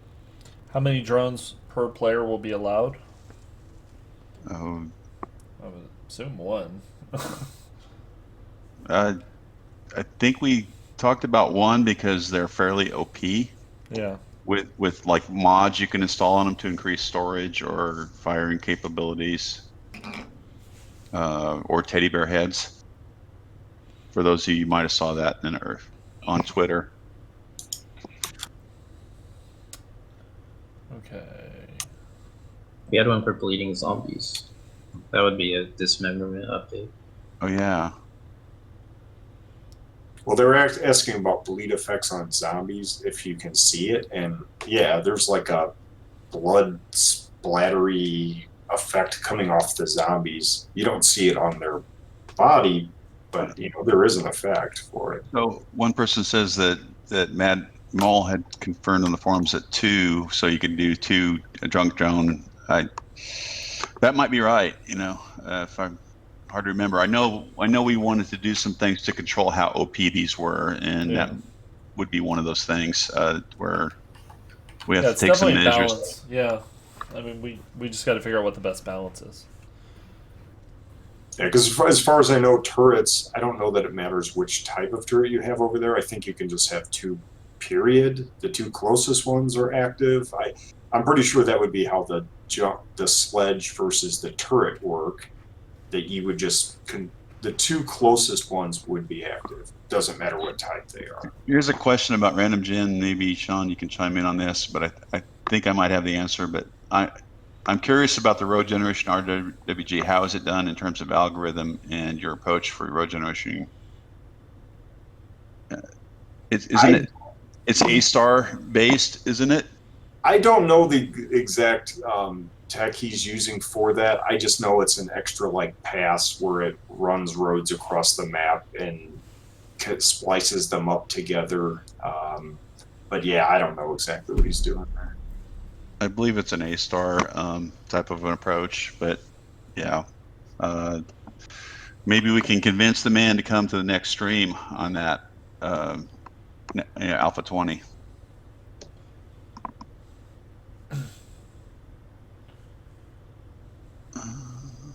Gyro underwater fixed. I guess you're talking about the fact that you could drive it, place it underwater. No, I mean that's the same. It's I mean, we thought about adding a nuclear detonator to it, so when it touched water, it blew up the whole world. But you know, that seemed impractical. So a little excessive.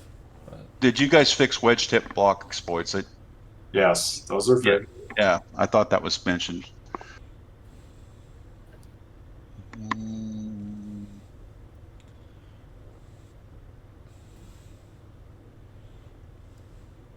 Done to reduce.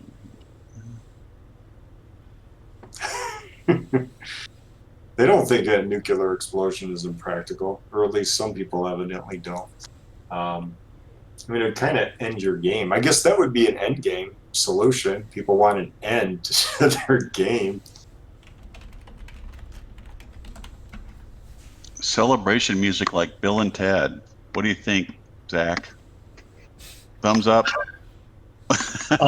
Actually, Thumbs outed here. Never even seen Bill and Ted, so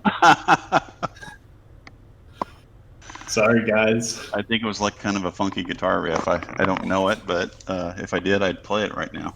All right, everybody, we gotta go have a movie night. Sorry, everybody, we're canceling the rest of the stream. Doesn't seem Bill and Ted. What else we got?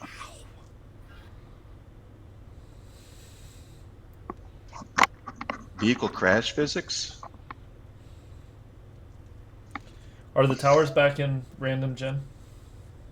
I've seen a few I people saw ask one. that now. I think I saw Yeah. one in a build. I thought I have two, but Have we ever thought of adding raiders and bandits? Yes, we have. We're modeling some. If you Never watch doing the, what was that We've last? never thought of that. No, it's Wait, sounds It's awesome though. it was Yeah. the Monday, one of the Monday streams. We had the character artists here, and we showed some concepts of some bandit work. So some of the follower code and some of the other advanced AI the guys are working on are going to be used and embellished on to help the bandits be awesome. Yeah, we don't really mean to laugh at you. It's just we've heard that's something that we've been talking about, people have been asking about for like years and years now, and ever since I've been on the team. So it's just funny when someone asks about bandits like it's a new thing that we've never discussed. So The harder the biome, the better the loot. I think that it's turned on the wasteland, and we have the capability where with the spawning players in the forest aspect and the quest kind of gearing around the proximity of the traders, we want to turn that on full steam on Alpha 20, and basically there's harder game stage, better loot in the more extreme biomes, along with some weather survival aspects being really legitimate. someone's asking about water. Water. Zach could probably talk about that a bit. Yeah, I mean, not a whole lot because I've just sort of begun looking into it, but it's a We thing. can dream about it. Give them some hope, like someday it'll this flow moist like stuff my that hair, whatever. That system is pretty complicated, but yeah, I mean, I'm looking into doing that. So hopefully we'll have water without holes in A20. So. And that would be our first goal, is get rid of those holes. And hopefully we can do it for A20. We're hoping something a little more simple and useful in level design spaces as well. So, I mean, it's kind of something we'd like to overhaul and do it right. Yeah, because they do place pretty clunky and all that. Definitely. Will A19 have skyscrapers spawn in random gen? I have seen them. Yeah, I already answered that. I mean, yeah. Sasha has seen them. Ask Stabby. She's in the chat. She's seen them, I think. Yeah.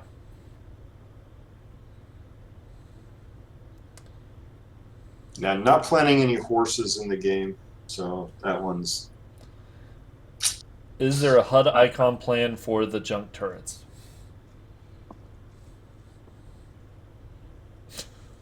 You mean, does it have a sprite overlay yet? Yeah, that's what they're asking about. Lathan does it? I was still waiting for you to tell me it was okay to put it on there. You have a ticket on your desk about that. Oh, me? Why do I need a ticket? So I know if I'm allowed to put it on.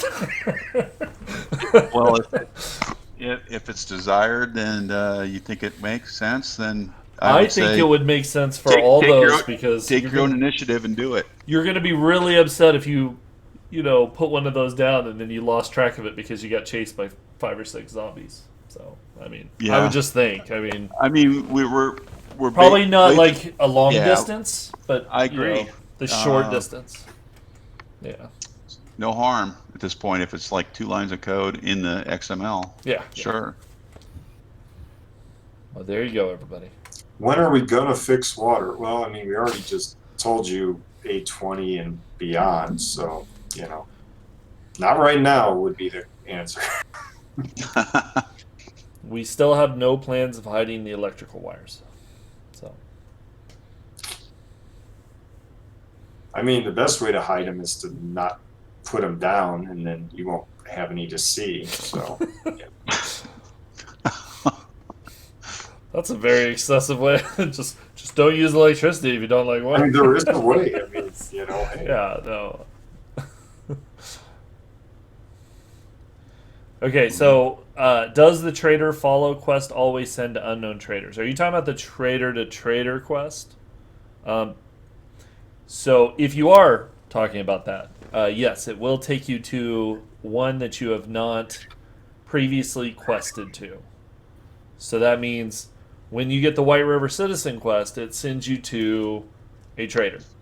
So from that point, if you go to another trader and you've already turned in this quest at, let's say, Trader Gen, and then instead of doing quests there, you decide I'm going to go over to Trader Rect, and you do quests, they will not send you to Trader Gen because you've already done one quest there.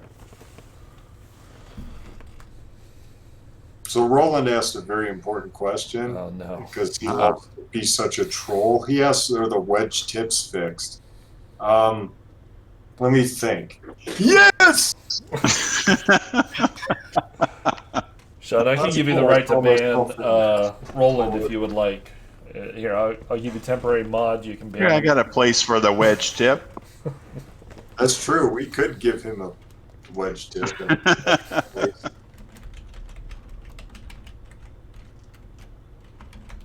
Oh, GameSparks integration. We are not collecting anything personal. We are we're selecting a user who is unknown because it's a hash number, and then we're collecting gameplay statistics like XP, how you earned XP, items you crafted, things like that. Not your personal name, your personal address, your Steam ID, your device ID, or your home address. None of the above. So it's already covered in the EULA to that degree before this integration. So there shouldn't be any concern, but we're looking into keeping compliance in both the United States and Europe. Yeah, what I find funny about the whole analytics debate is just if I go in the analytics system, I can't even find my own data, much less anybody else's. So yeah, we're not tracking anything that goes back to anybody that we can. Not even IP. Not even IP. Yeah, I mean, literally, it's just a bunch of numbers. Not MAC address, not IP, not 30,000 zombies were killed with a knife. Okay, that doesn't relate to anybody specifically anywhere. And it doesn't track everybody. It takes like 1 out of 10 users and says, okay, you're playing the game, you won the lottery to get your data collected, and it creates a unique hash ID for that session, and then we collect gameplay data, not anything else. Things like the distance for quests from the trader you're at, crafting stuff, things like that. Nothing, stuff that helps us improve the so that we can game. Yeah. So we can balance and make the systems work better for what most of you use. And more importantly, so I can win a bet against Joel on what's used most in the game and what's not used most.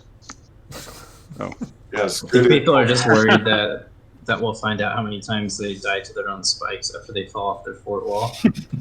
Fine, we'll take that out. We won't track that, but we'll track. All right. I think maybe they're worried that they paint pink houses with and craft furniture, but we'll find out.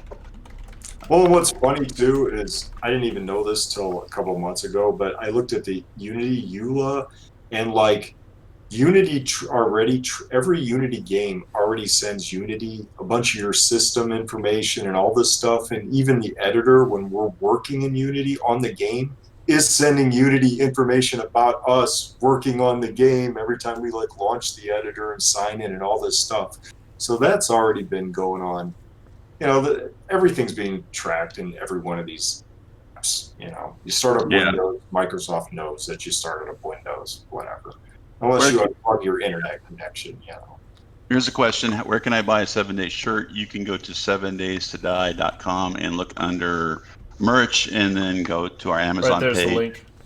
And we have it in male, and we've offered female, and we're going to be adding a couple of hat types soon. So yeah, I have one of the shirts. It's a nice shirt. I'm stay pretty tuned. much into the cotton. I like the natural fabrics, and it's a good shirt. I was gonna wear it today, but I think it's dirty, so you guys get my AHA shirt instead.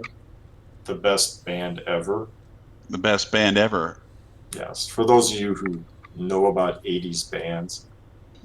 I know about them.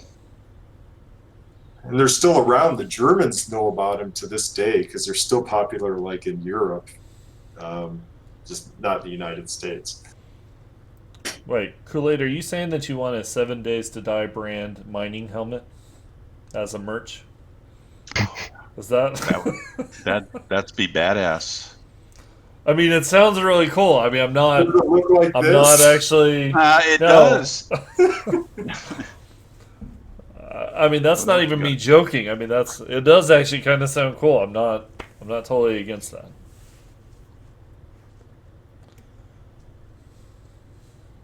What we need is 7 Days to Die underwear. Okay, I mean that's a statement. That would be awesome. Some Boxes. people asking about doors.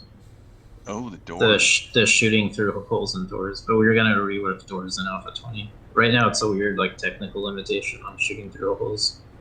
Like every door has to have the same collider. If we can change that, then we can shoot through the holes.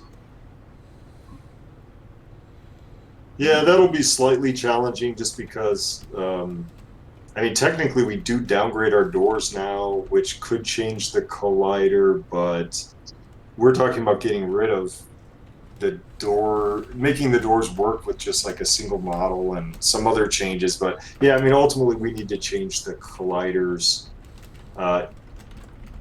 to have custom meshes to match those shapes so you could shoot through them. And yeah, we can do it. It's just, it's going to take time. Trust me, I tried already.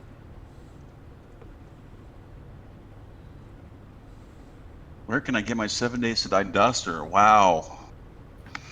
That would be amazing. We don't have that yet. Yeah, Linux crash for random gen. Yeah, I have no idea if that's fixed or not, so give that one a 50-50.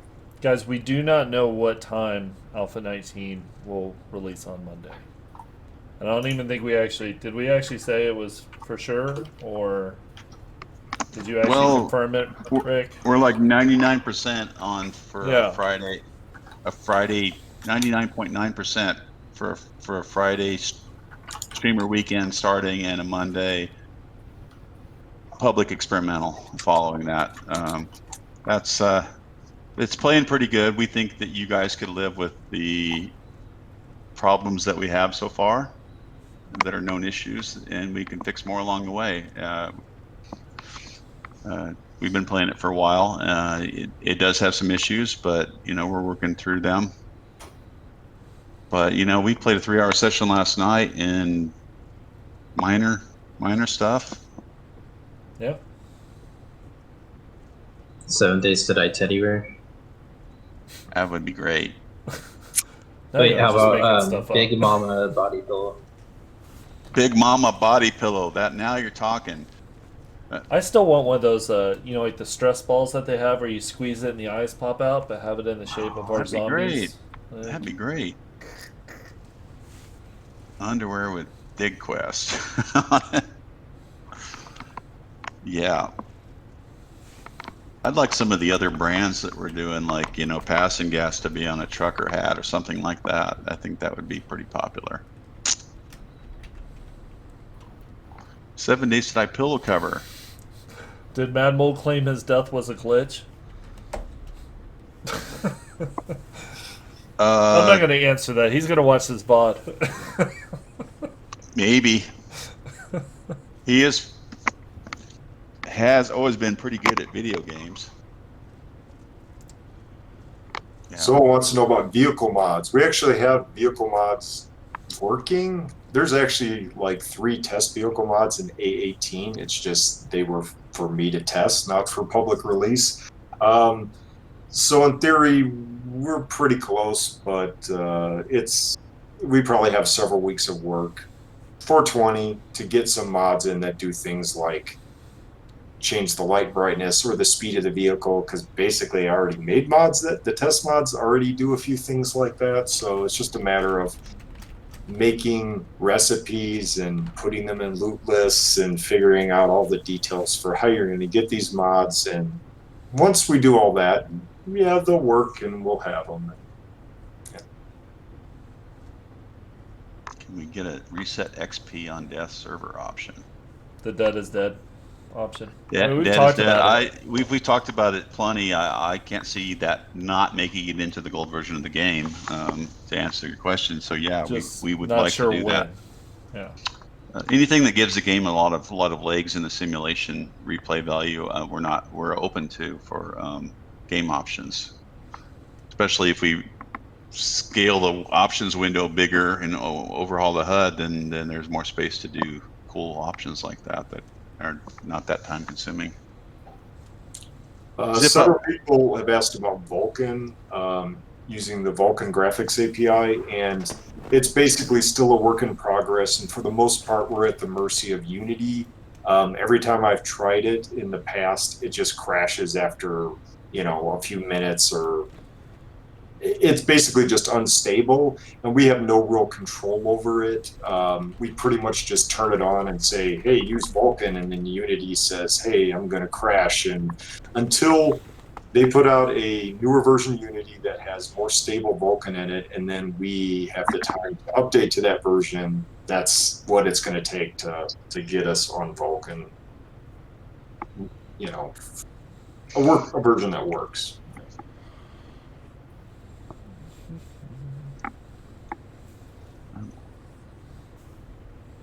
Somebody has 2,400 hours, ready to play more. I think that's the beauty of the simulation, really. It's 513 unique POIs that can be differently placed in a random world. That's just crazy. Well, and the irony is, like, if we weren't in early access for this amount of time and constantly adding new content and stuff, you wouldn't probably have all of those hours played on the game, because you would have played your 100, 200 hours of a stable done game, and you would have been done with the game pretty much. So somebody asked if the stamina system, that is very true. Somebody asked if the stamina system has been reworked. So we reworked ISS, the confusing ISS system, which was the integrated survival system. Mad Mole talked about it a lot in the video. We wanted to remove that confusing system that blackens part of your stamina bar or blackens part of your health bar, and everybody struggled to figure out how to fill it. And we replaced that with the critical system that will, when something blackens part of your health or stamina bar, it's because you have a critical debuff, and you can click on it thanks to the Lathan who did that, and you can click on the debuff and it takes you right to the status effects page, and you can read about the cause and the cure for that to figure out, how do I remove this problem, or how do I lessen the penalty. In short, yeah. So yeah, stamina has been reworked for that. yeah, and it seems like it's still a work in progress, because I haven't had one happen to me yet in my play testing, and yeah, so I don't know if the percents are good or whatever. There's Like yesterday, yeah. your guys 3 hours, I didn't see anybody get any. Or maybe late had one. I got 3 of them for a while. We think that there's a multiplayer bug that's preventing it from happening as much in multiplayer. Okay. Actually, we do know that. Robert has been working on that one, but it's pretty cool. It's understandable as the most important thing. It's intuitive, and it does do some really cool things, like you can get your arm broke and have slower reload times and things like that as a result. So there's a good chance then that our release on Friday won't have fixes to that. It'll be how it is right now. I don't know that he's going to get that fixed in the next couple days. So. Up in the air, but it's minor enough to not hold the show up right now. When the game works, it doesn't break your gameplay. Oh, I didn't get that bleed on me. That having a bad thing not happen to you, you can still play the game. Can you add your own tracks to the dynamic music system? There you go, Zach. Ooh, so this is something that we kind of set out to do really early on in the system, and to accommodate that ability, really complicated the development of it. So, I mean, it's kind of a no, basically, at least for now. I really don't see integrating that ability, honestly. Cool. Okay, since this one keeps coming up, any plans to change how blade traps, SMG, and shotgun turrets trigger demolishers, greatly reducing the effectiveness of these traps and promoting AI abuse bases as opposed to tower defense bases? I mean, I don't think we have any plans of it. I mean, we can take a look at it. I guess Yeah, they could just I would think avoid the main hitting fix it. to that would just be if it's a pain in the butt for a lot of people, maybe we just make those certain types of weapons cannot trigger them. Like Trigger that spot. when a robotic turret is spraying bullets at a demolisher, it just doesn't trigger it. That would be fairly easy to do.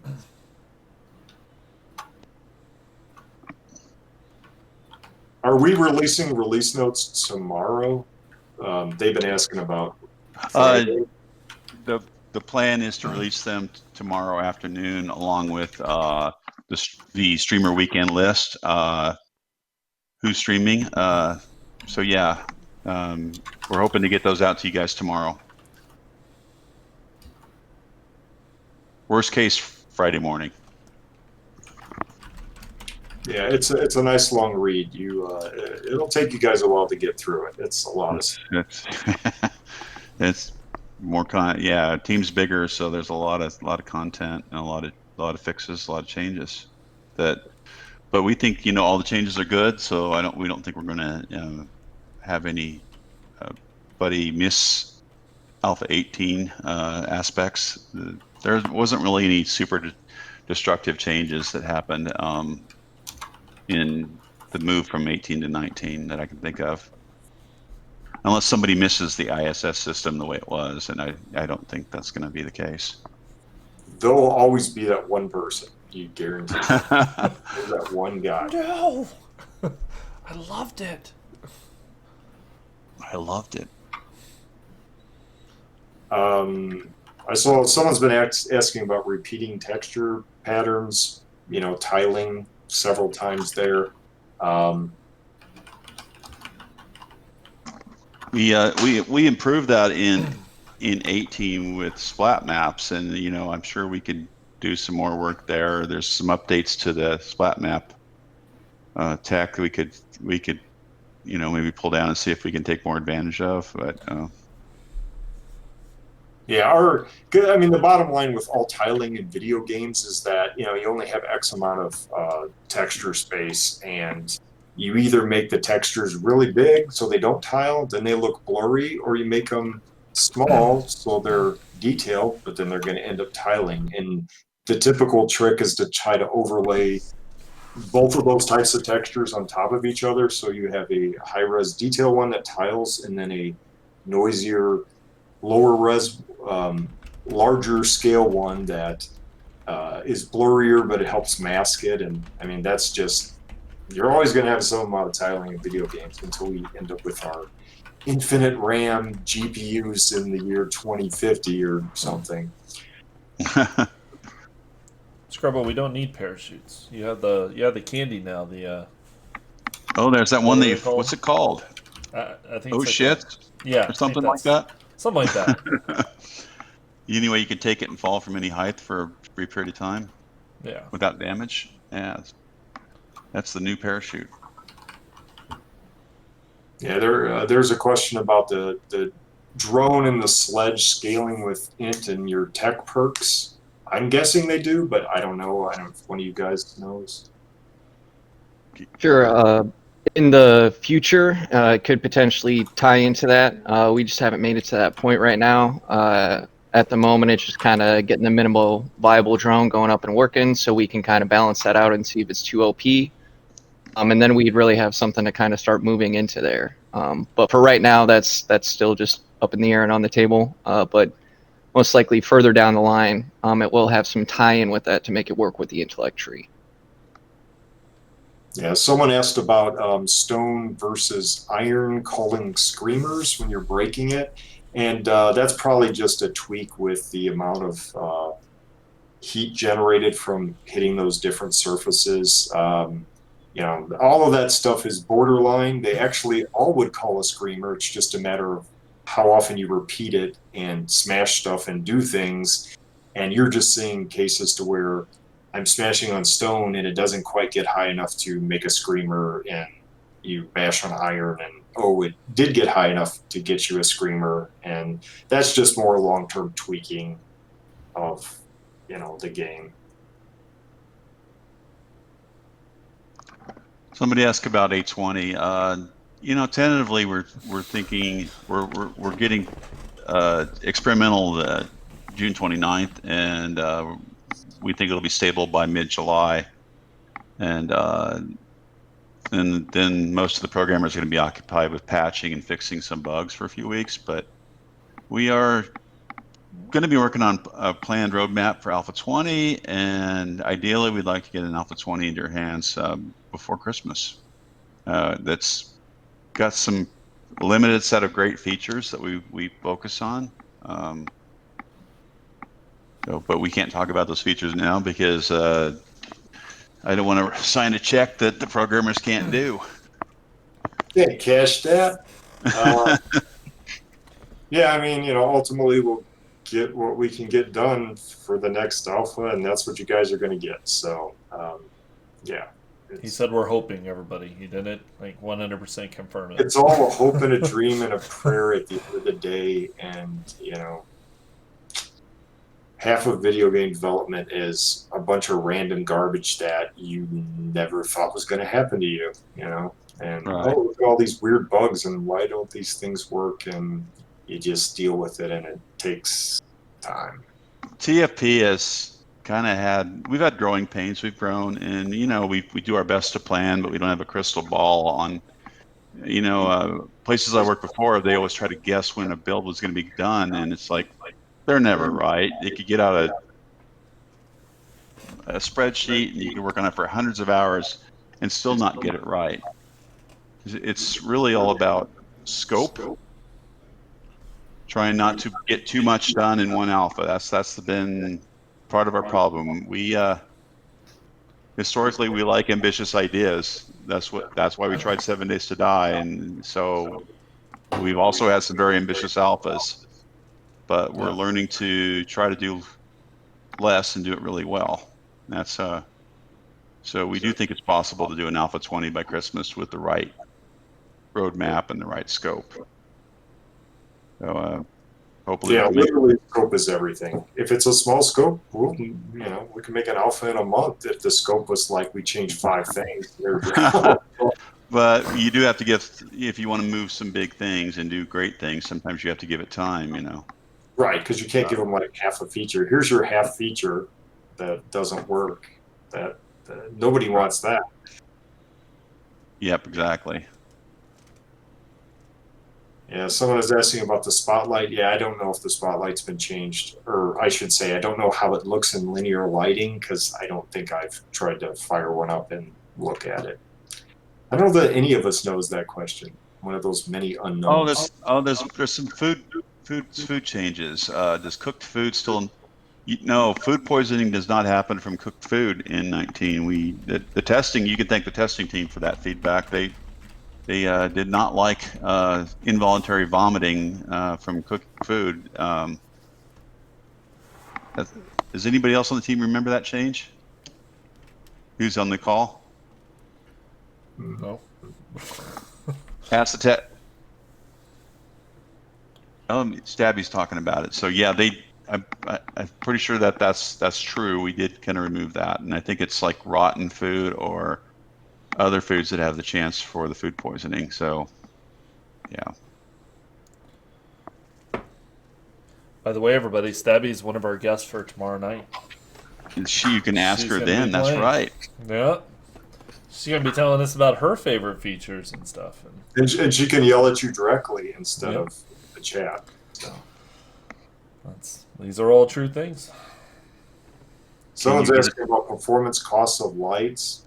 Will they ever become, free, I guess is where he's getting to. So your friend's FPS doesn't tank. I mean, the reality is lights have an expense to them. They're always going to have an expense to them, and we're not going to optimize them someday so that they're free.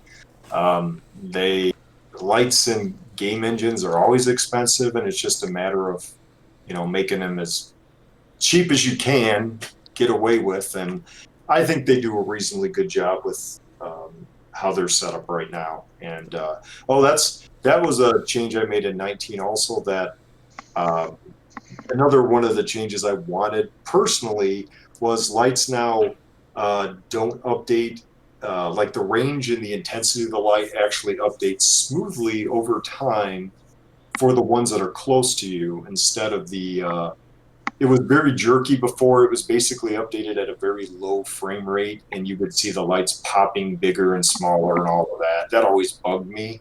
And now it uses a priority system, so it says, this light's close to you, so let's give it a high priority and update it at a high rate, and it's nice and smooth now. So, not that it's any cheaper to render, but it's smoother. It looks nicer. I was really happy when that happened. Somebody asked in some cases when you play Navigating or the world for a long time, zombies might damage some POIs and destroy them. Is there going to be an option to restore them? We've talked about a game or server setting that has a reset chunk option, and on a cadence that makes sense for the player, for really, especially on high pop servers when a lot of the stuff's been looted and you want to restore them to playable state. And so yeah, we have discussed a feature like that quite a bit. Somebody asked about when will you announce the new things coming that we're working on. When they're ready to show in a nice video form. Are you talking for the about record, Alpha 20 stuff? we won't. Or? No, they're talking about like a new game. So I might have mentioned in one of the streams that we do have an unannounced project in the works. But to be fair, there's only about 5 people working on it, and we've grown to 47 with part-time people. So most of our focus is still 7 days, as you can see, and we'd like to go gold next year with 7 days, but we have a high quality bar we're setting. You see the HD zombies and overhauling the water, and some framework like that we're not quite happy with. But when it's ready, I wouldn't be surprised if early next year we might announce the other thing. But importantly, those people that are working on that project are generally new people, so it's not like they're taking away from 7 Days to Die, because they generally didn't work on 7 Days to Die that much to begin with. Right. Yeah. And anyway, it's an exciting project. It's unexpected, but in some ways expected by us. So we'll see when we announce that, we'll see the reaction. We're curious to do so. Can you able to buff vehicles so you can send animation primers to do prefab attachments for cool modding stuff? The answer would be maybe someday. Guppy keeps asking that one. Yeah. I was gonna answer it, but it's a maybe. Yeah. We're doing vehicle mods. We have at least some designs for some cool vehicle mods. And on top of that, kind of something that's kind of like the critical system for the player, that's more like a critical system for vehicles. So interesting things can happen. You get a bad radiator, it overheats, and you can only drive it so far. You get a flat tire, you might have to fix it. There's some, of course, this is all talk, and talk is easy.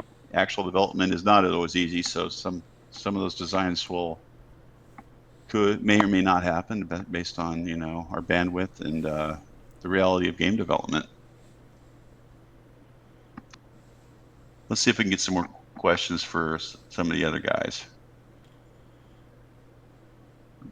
That was the whiskey talking. It might have been. From the other night? Yeah, you actually said something about two different things on the first night. So someone wants to know about vehicle crash physics. Hopefully someday we will be able to throw you out of vehicles when you drive your motorcycle into a tree, for instance. It's just, it needs to look reasonably good. You have to detach your guy and get him to move out of the vehicle. There's a lot of issues with just I'm inside of a Jeep and now I'm supposed to be somehow out of the Jeep flying through the air. How's that going to look? How are you going to separate it? So it's not a trivial thing to do.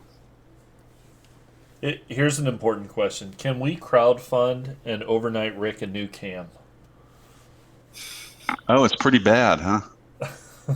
Well, it looks like it's black and white. Do you have a filter on or something there? It's even got streaks. That's from my lily white skin. Well, your lily white skin has somehow crept into all your furniture and carpet and walls because they also look gray. Wait, I could sit in the shadows like the rest of the guys. Hold on a second here. Or maybe it's the lighting. That's worse. Maybe your room's really bright and your camera. That's worse. Oh, now you all did it. Oh yeah, now it's dark. All right. There we go. Now your face is glowing. All right. I can't win here. Wait. You can't win. No. There we go. Now I look like Johnny Cash. Yeah, if you weren't using one of those security cameras from the 80s for your computer camera. I used to have one of those. I think back in when was that? That was the late 80s. I had a camera for my Amiga. You had to buy a black and white security camera to hook into your little capture thing, and then they gave you a red, green, blue filter wheel that you put in front of the camera, and you had to capture red, move the wheel, capture green. Oh gosh! And then capture blue, and it would merge them together and give you this color image. Yeah, I never really used it very much. It was very gimmicky. Skyscrapers are random gen. But you can ask all the testers who've been running wild seeds for quite some time now. Tomorrow night stream with the entire testing team, they'll be talking about their favorite features of 19, and you can ask them questions like that. Yep. I do need a new webcam. This is the webcam I had when we started the 7 days project. That's wow! Yeah, you need a new one. Yeah. Yeah. I'll send you some links for some good ones. Well, we'll get you set up. Don't worry, everybody. I'll bet you. Yeah. And this person keeps asking the same question about the... It's good if you're into 80s TV. True. Yeah. He wants to know about the zombie AI, the intuitiveness of the zombie AI being considered for the future. Zombies are not really intuitive. It's all just a state machine and a lot of randomness, and that's how AI generally works. But basically, AI is going to become more varied in the future, and the AI. You ask about it countering stuff that you do, but ultimately the AI just does what it's programmed to do, and it's go from point to A to B. Bash this wall that's between me and you. try to hit you when I get close. I mean, that's pretty much what AI in games is, and for the most part, it's going to keep on doing what it does, and hopefully, it'll just be a little more varied in the future. And we'll have more special cases of like special specific zombies with certain behavior that you can look at and go, oh, I know he's going to attack me like this and react to it. Which some people like, and some people rather just be surprised and be completely random. So, can we have sound volumes for the 4x4 and bike? You think they need to be mixed differently? I would ask. Yeah, I think they think certain ones are too loud and too quiet. They're just, they need to be normalized probably relative to each other. I've never really noticed an issue with it, but I mean, I guess if you're picky and listen to them side by side, maybe there are some differences.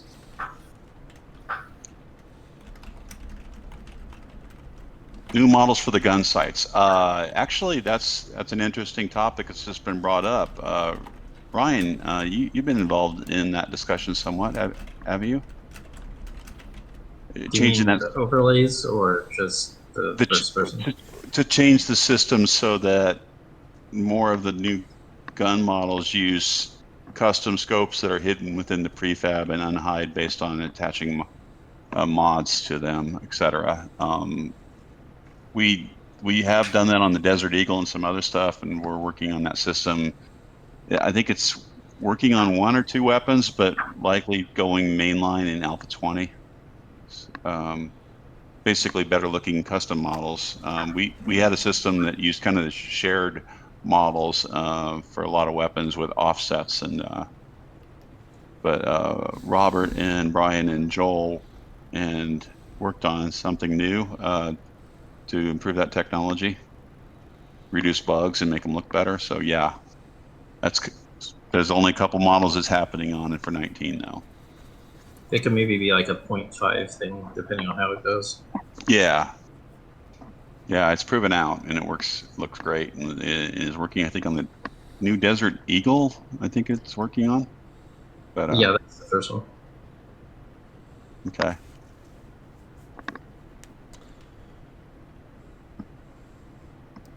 Will traders ever get the ability to change their dialogue based on whether we're talking to a male or female character? Possibly, but we can't really. We talked a lot about a lot of fun stuff. We're gonna try to work on getting the main quests rolling and have them, their dialogue be relevant to that. And there's been some funny things that have been mentioned, just funny ideas like Trader Hugh goes off and shoots you once in a while, but things like that. But because he's kind of a little bit psycho, we're seeing his final personality as somebody who's kind of a psycho.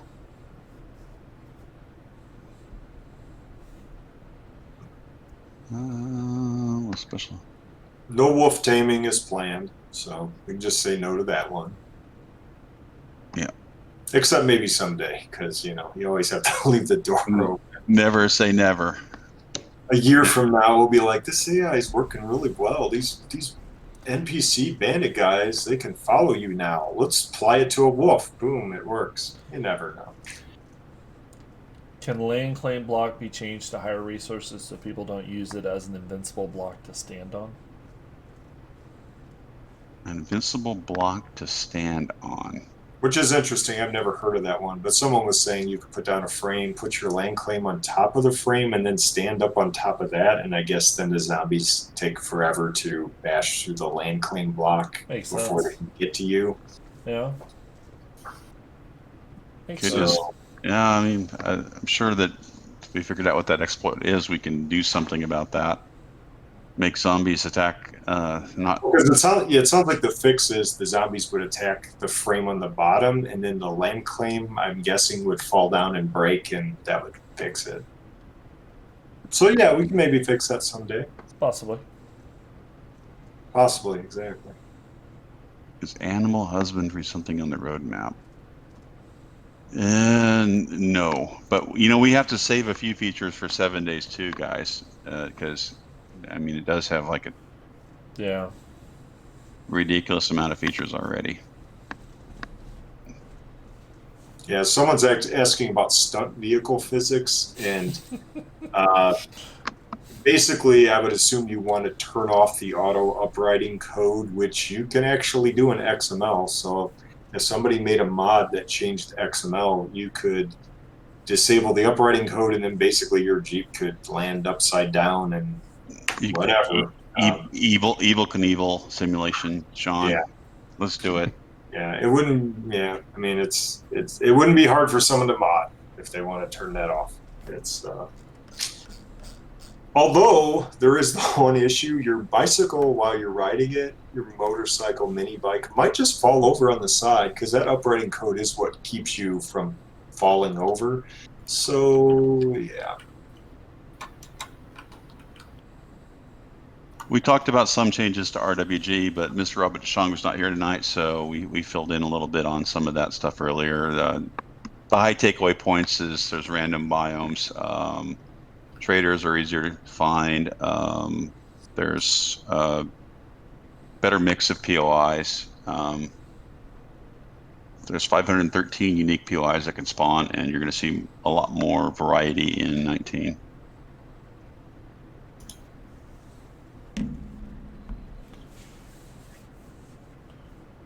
Will game ever get flamethrowers? Yeah, we've talked about that kind of a makeshift flamethrower for a long time. That would be kind of a fun weapon.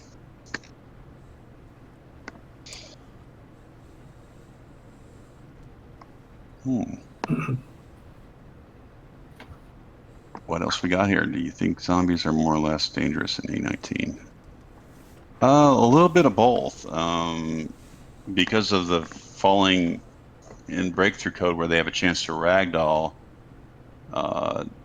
they might take longer to get to you sometimes because of the stumble, but they can also rush through and kind of boost at you and surprise you sometimes. So it kind of has broken the cadence of combat. Yeah, I think it's gone both ways, which is good. It's like there's more variety. It's because usually it's like everything we do that makes something easier or harder. It's nice to have another balanced thing that brings it back to the midline. And yeah, I think zombies are better with a few certain exploits, and their attack variety is a little more confusing.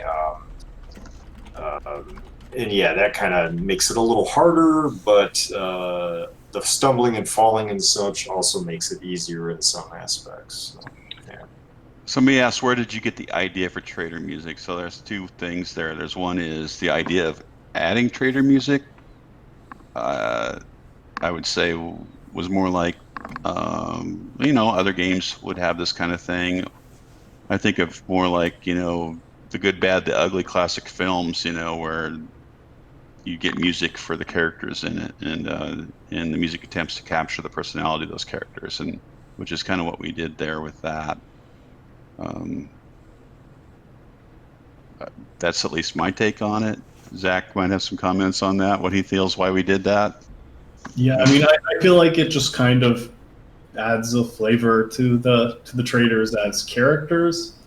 Yeah. Like, sort of makes them stand out a little bit more, rather than just like a generic, like, oh, I'm at the trader experience. You actually get this sort of like, this is personalized to them and how they feel and all that. So Definitely.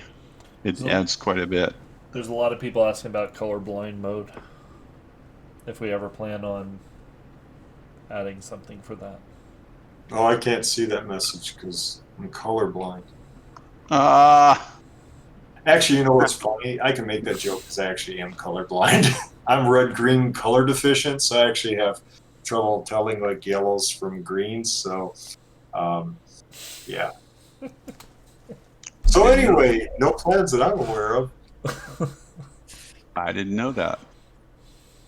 I mean, we are tweaking the interface probably in Alpha 20 anyway, so maybe we could.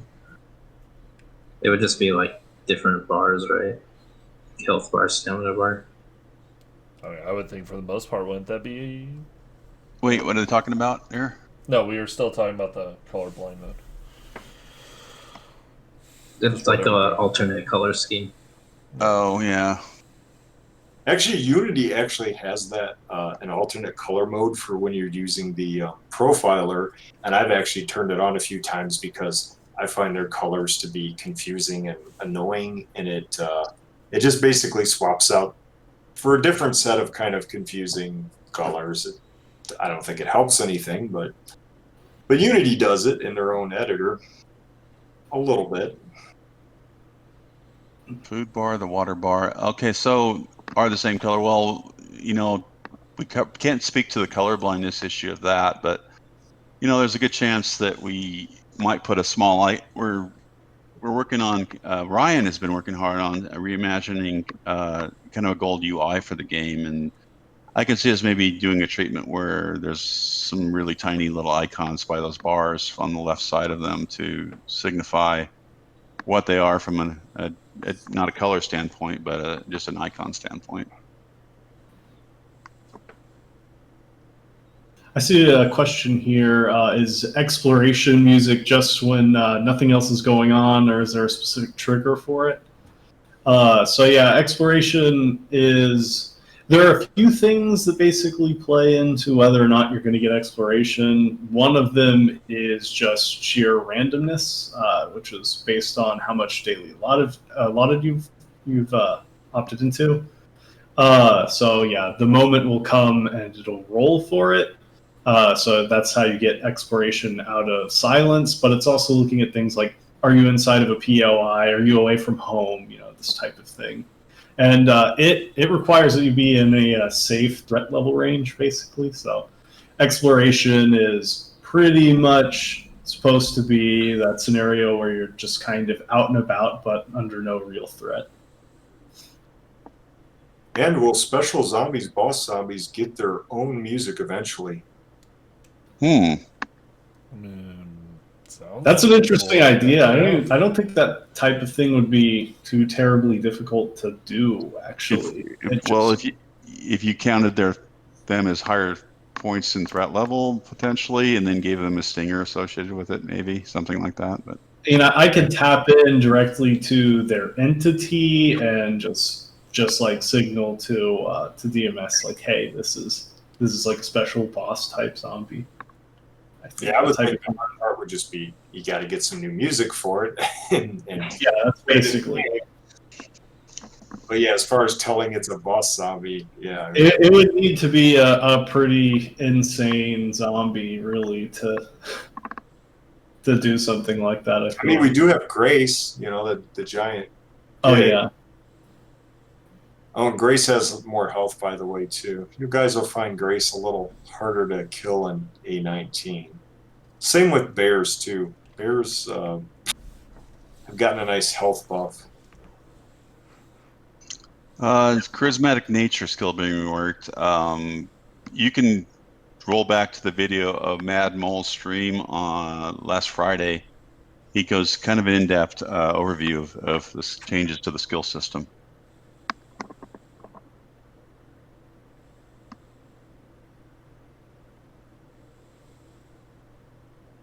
Yeah, someone asked earlier what was the hardest thing we've ever worked on in the game. So I have that's a pretty easy answer for me. That would be the pathfinding system. Trying to get that to work was months of work, and it was extremely challenging to have it scan a voxel world and look at all the blocks and neighbor blocks and breaking through things and double height block pairs and all that stuff, and it still could use more improvements. So that was very challenging.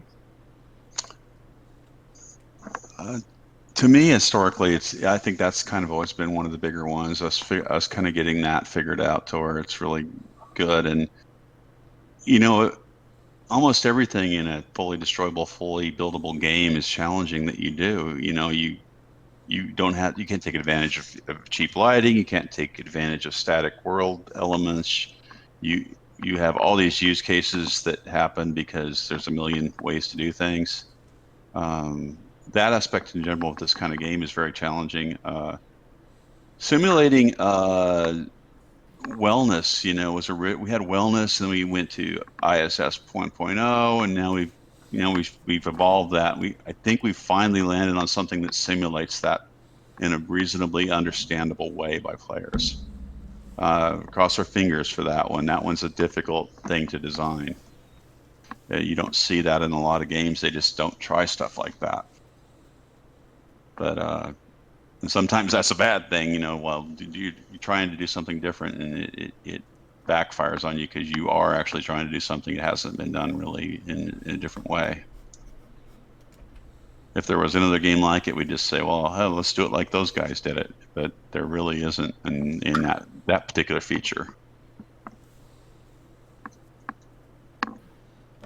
What about, Lathan, for you? Yeah. Hardest thing, most challenging thing. Let's see. I mean, I would assume it would just have to be the electricity system. I would think. That's pretty deep and hard. The fact that we had to make it, like, whenever we were testing it, all the testers kind of wired up the entire Dyersville with electricity. And I had to make sure that it worked even throughout the hospital and everything else. And then if half the chunks are unloaded, it still handled the turrets, even though the generators, 3 chunks away that are unloaded. And yeah, I mean, it was definitely a little tricky, and just making sure that all the updates with the different triggers and everything else. I mean, yeah, it's pretty in depth. And even building it so it feels intuitive was a challenge. I think we worked on that somewhat together. Like, how do they know when this happens or that happens? Yeah. And the reason that we have wires is because you don't know when something's connected otherwise. So and you really need to know that parent-child relationship. So yeah, true. That is very, very hard. Yeah. Someone's asking about Jawoodle's videos. Yes, I've watched his videos and seen his weird things and exploits. And do I ever curse at them? No, I generally try not to scream at my computer screen, but I laugh and think, we could fix some of those things, and some other things are just weird stuff that doesn't matter that much. So it just depends on what it is. Silent zombies. Yeah, silent zombies is kind of a bug. They're generally all supposed to play footsteps when they walk around, so you should normally be able to hear them, provided you weren't spraying your AK, at the wall or something. But yeah, footsteps need some attention at some point, and I know they do make footstep sounds because yesterday I saw a burning zombie walking towards me slowly, and I could clearly hear his footsteps. So, Here's a good question. Is there something that you removed from the game that you regret? One thing, and one thing only. That is horde mode. All the other changes were for the best of the game. If some folks get kind of emotionally attached to an old version of the game or an old feature, and then we change it, and then they get upset, and then they think about it for a while, and maybe the first version of something is unbalanced, or we didn't do enough of intuitive work to it. But I think with our player counts growing in every alpha, like exceeding our last alpha, and our review scores going up more and more with each alpha, I think there isn't really anything that I regret changing or removing from the game, except horde mode, which we would like to bring back at some point. I was going to troll you and say learn by doing, because, of course that would be the answer. But what's funny is Sasha just showed me horde mode this week. I didn't even know that was a thing. And it was like Alpha 11. He's like, look at this. We used to have horde mode. And it looked pretty cool. And, it'd be some work to adapt that.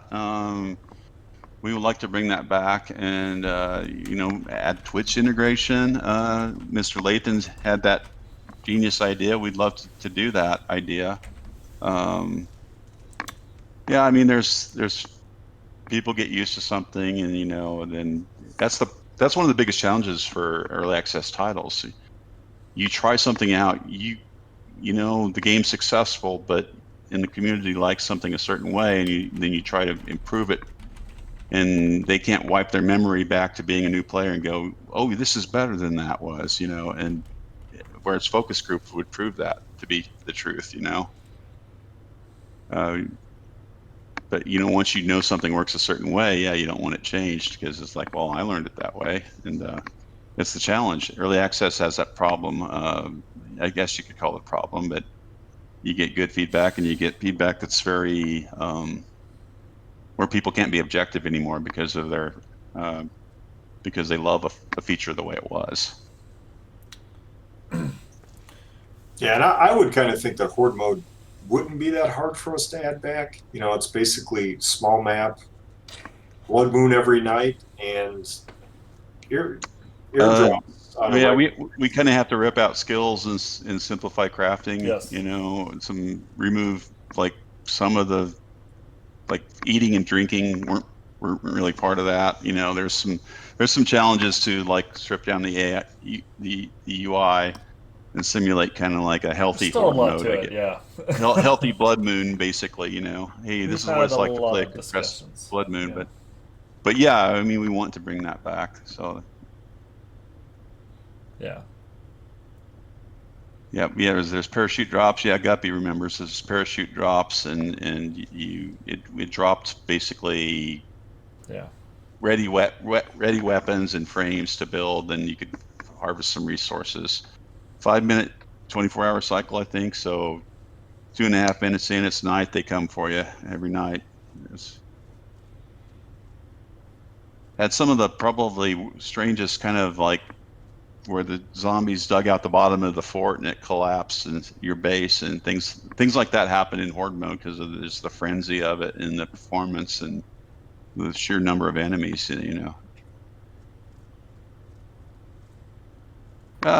Battle Royale, it's like a compressed version of Blood Moons, with out the long game.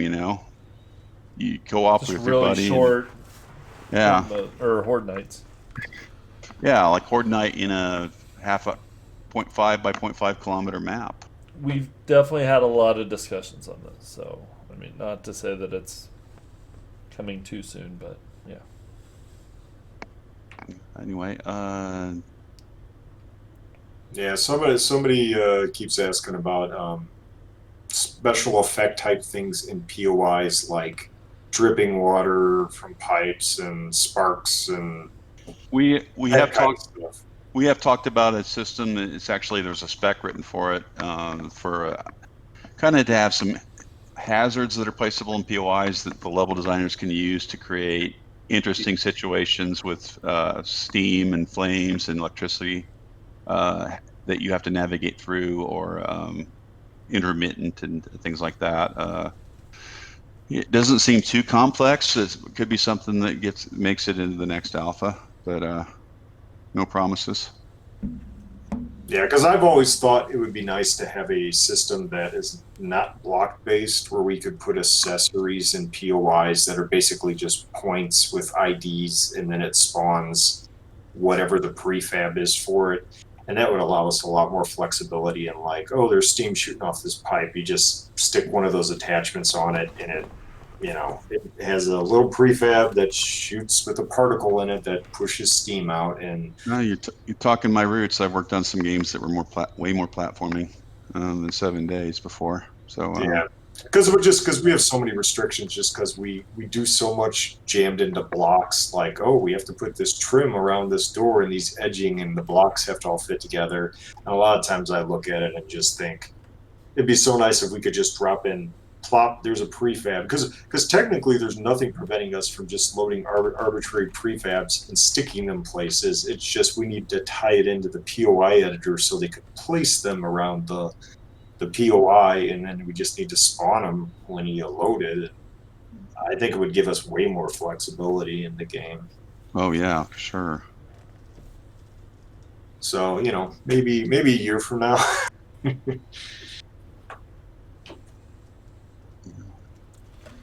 Repair utility POI quest. We talked about that in the first stream of this series. We do have a plan for kind of a restore power quest, and actually we have a few other plans. I don't think we really want to go into all of them, right now, because that was actually a good 10-minute talk. You should probably check the YouTube video. We've kicked in around an idea of repair and defend. Yeah. That would be more of something that one of the main factions would give you, where you go repair some points in a POI and then defend it against hostile humans from the opposing faction. Yeah, and that kind of ties into the event system, which somebody asked a while ago, what were our plans for it? And basically, it's just a dream in our heads right now. It's like there's been no work on a new event system, but ultimately it'll be some kind of system that basically just tracks a bunch of different types of events with times and says, okay, 3 hours have passed, let's spawn a mini horde. It's like 6 hours have passed, let's do the airdrop. Move some of the things we do with different systems right now, make it more common and easily controlled by XML, for instance, with a bunch of rules, and something clean and fresh and that works efficiently. But no work's been done on it yet. Wait, Gutbeer's got a cuckoo clock working in the game. Sorry, a cuckoo clock in the game. Unbelievable. I think I would play that mod just to see that. Yeah, sounds cuckoo. Are you guys familiar with the auto rescope bug somebody's asking about? Yeah, I saw that one, and I think it might be changed because rifles I don't think they auto reload anymore. Any chance to grow hemp in the game? Friend wants to know. Only if it's legal in your state. Yeah, we're gonna have to put that geolocation into the game and figure out. Didn't we just say we weren't going to be tracking what state you're in? Or we you could just actually said we weren't storing their information. Hey, this plant here is pot. So what are we thinking?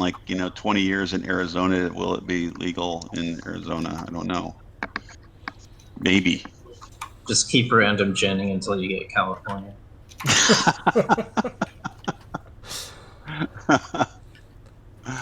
So guys, it is about 12:23. So we are over 3 hours. We are over 3 hours. That's true.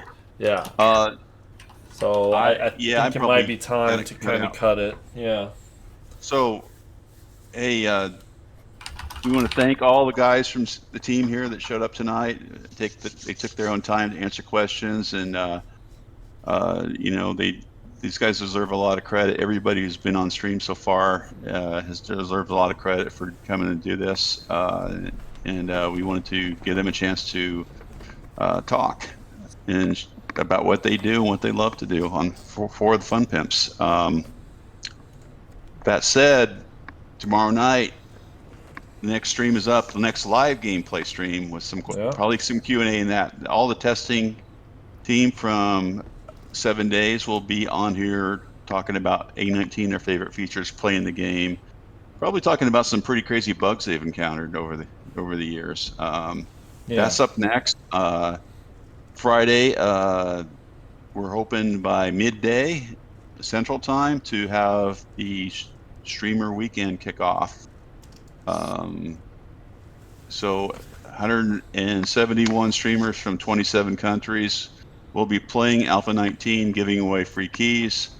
It's going to be great. They'll stream it all weekend, and Monday the 29th, we'll be going public experimental, so that everybody can opt in and get their hands on it. So that's the next agenda. So tomorrow night's the final stream by TFP. Yeah, I was about to say I'm gonna stream Friday too, everybody. So I mean, just with team members participating in answering questions. Nobody wants to watch that. Tomorrow is the last official stream. After that, official. Huh? Yeah, that's right. So is the game going to be on Steam Summer Sale tomorrow? Yes, it is. Yes. All right. So Keep it's it on. asking. It's on sale tomorrow. 66% off, I think. Same as it was over a holiday, I believe. Is our percentage. So it's coming. Yeah, it's on sale tomorrow. And what else we got? So yeah, the testing team streaming tomorrow night, answering questions. Live streamer weekend starting Friday midday, and public experimental Monday. Yep. And we'll be fixing bugs and working towards stable, hopefully mid-July. Okay. So, but Shawn wins the Wacky Wednesday hat award tonight. Clearly, that's the best. Runner up, Real. Zack's hair is runner up, and I guess me and Steve are tied for third place. All I could find was a big Santa hat. A little too awesome. I would have loved to have seen that. Oh, I had to write one wrong because Sam messaged me saying that it was not actually John who played the guitar on whatever track we were talking about earlier. It was Hunter. So Hunter Shaw. Yep. Hunter shows his versatility. I thought he was a keyboard player only. Yep. Way to So go, Hunter. Hunter, you get the credit. Oh. John hates stealing your credit. All right, so one last thing, any of these streams you can see on the Fun Pimps YouTube channel. Yep. We post them usually 24 hours or the next day. We post them, so you can watch old streams if you want to check out Mad Mole or the character art stream where we showed some bandit concepts and get more information. Cool. Look for the release notes, so hopefully sometime tomorrow. Sounds good. Thank you once again, everybody, for being here answering questions.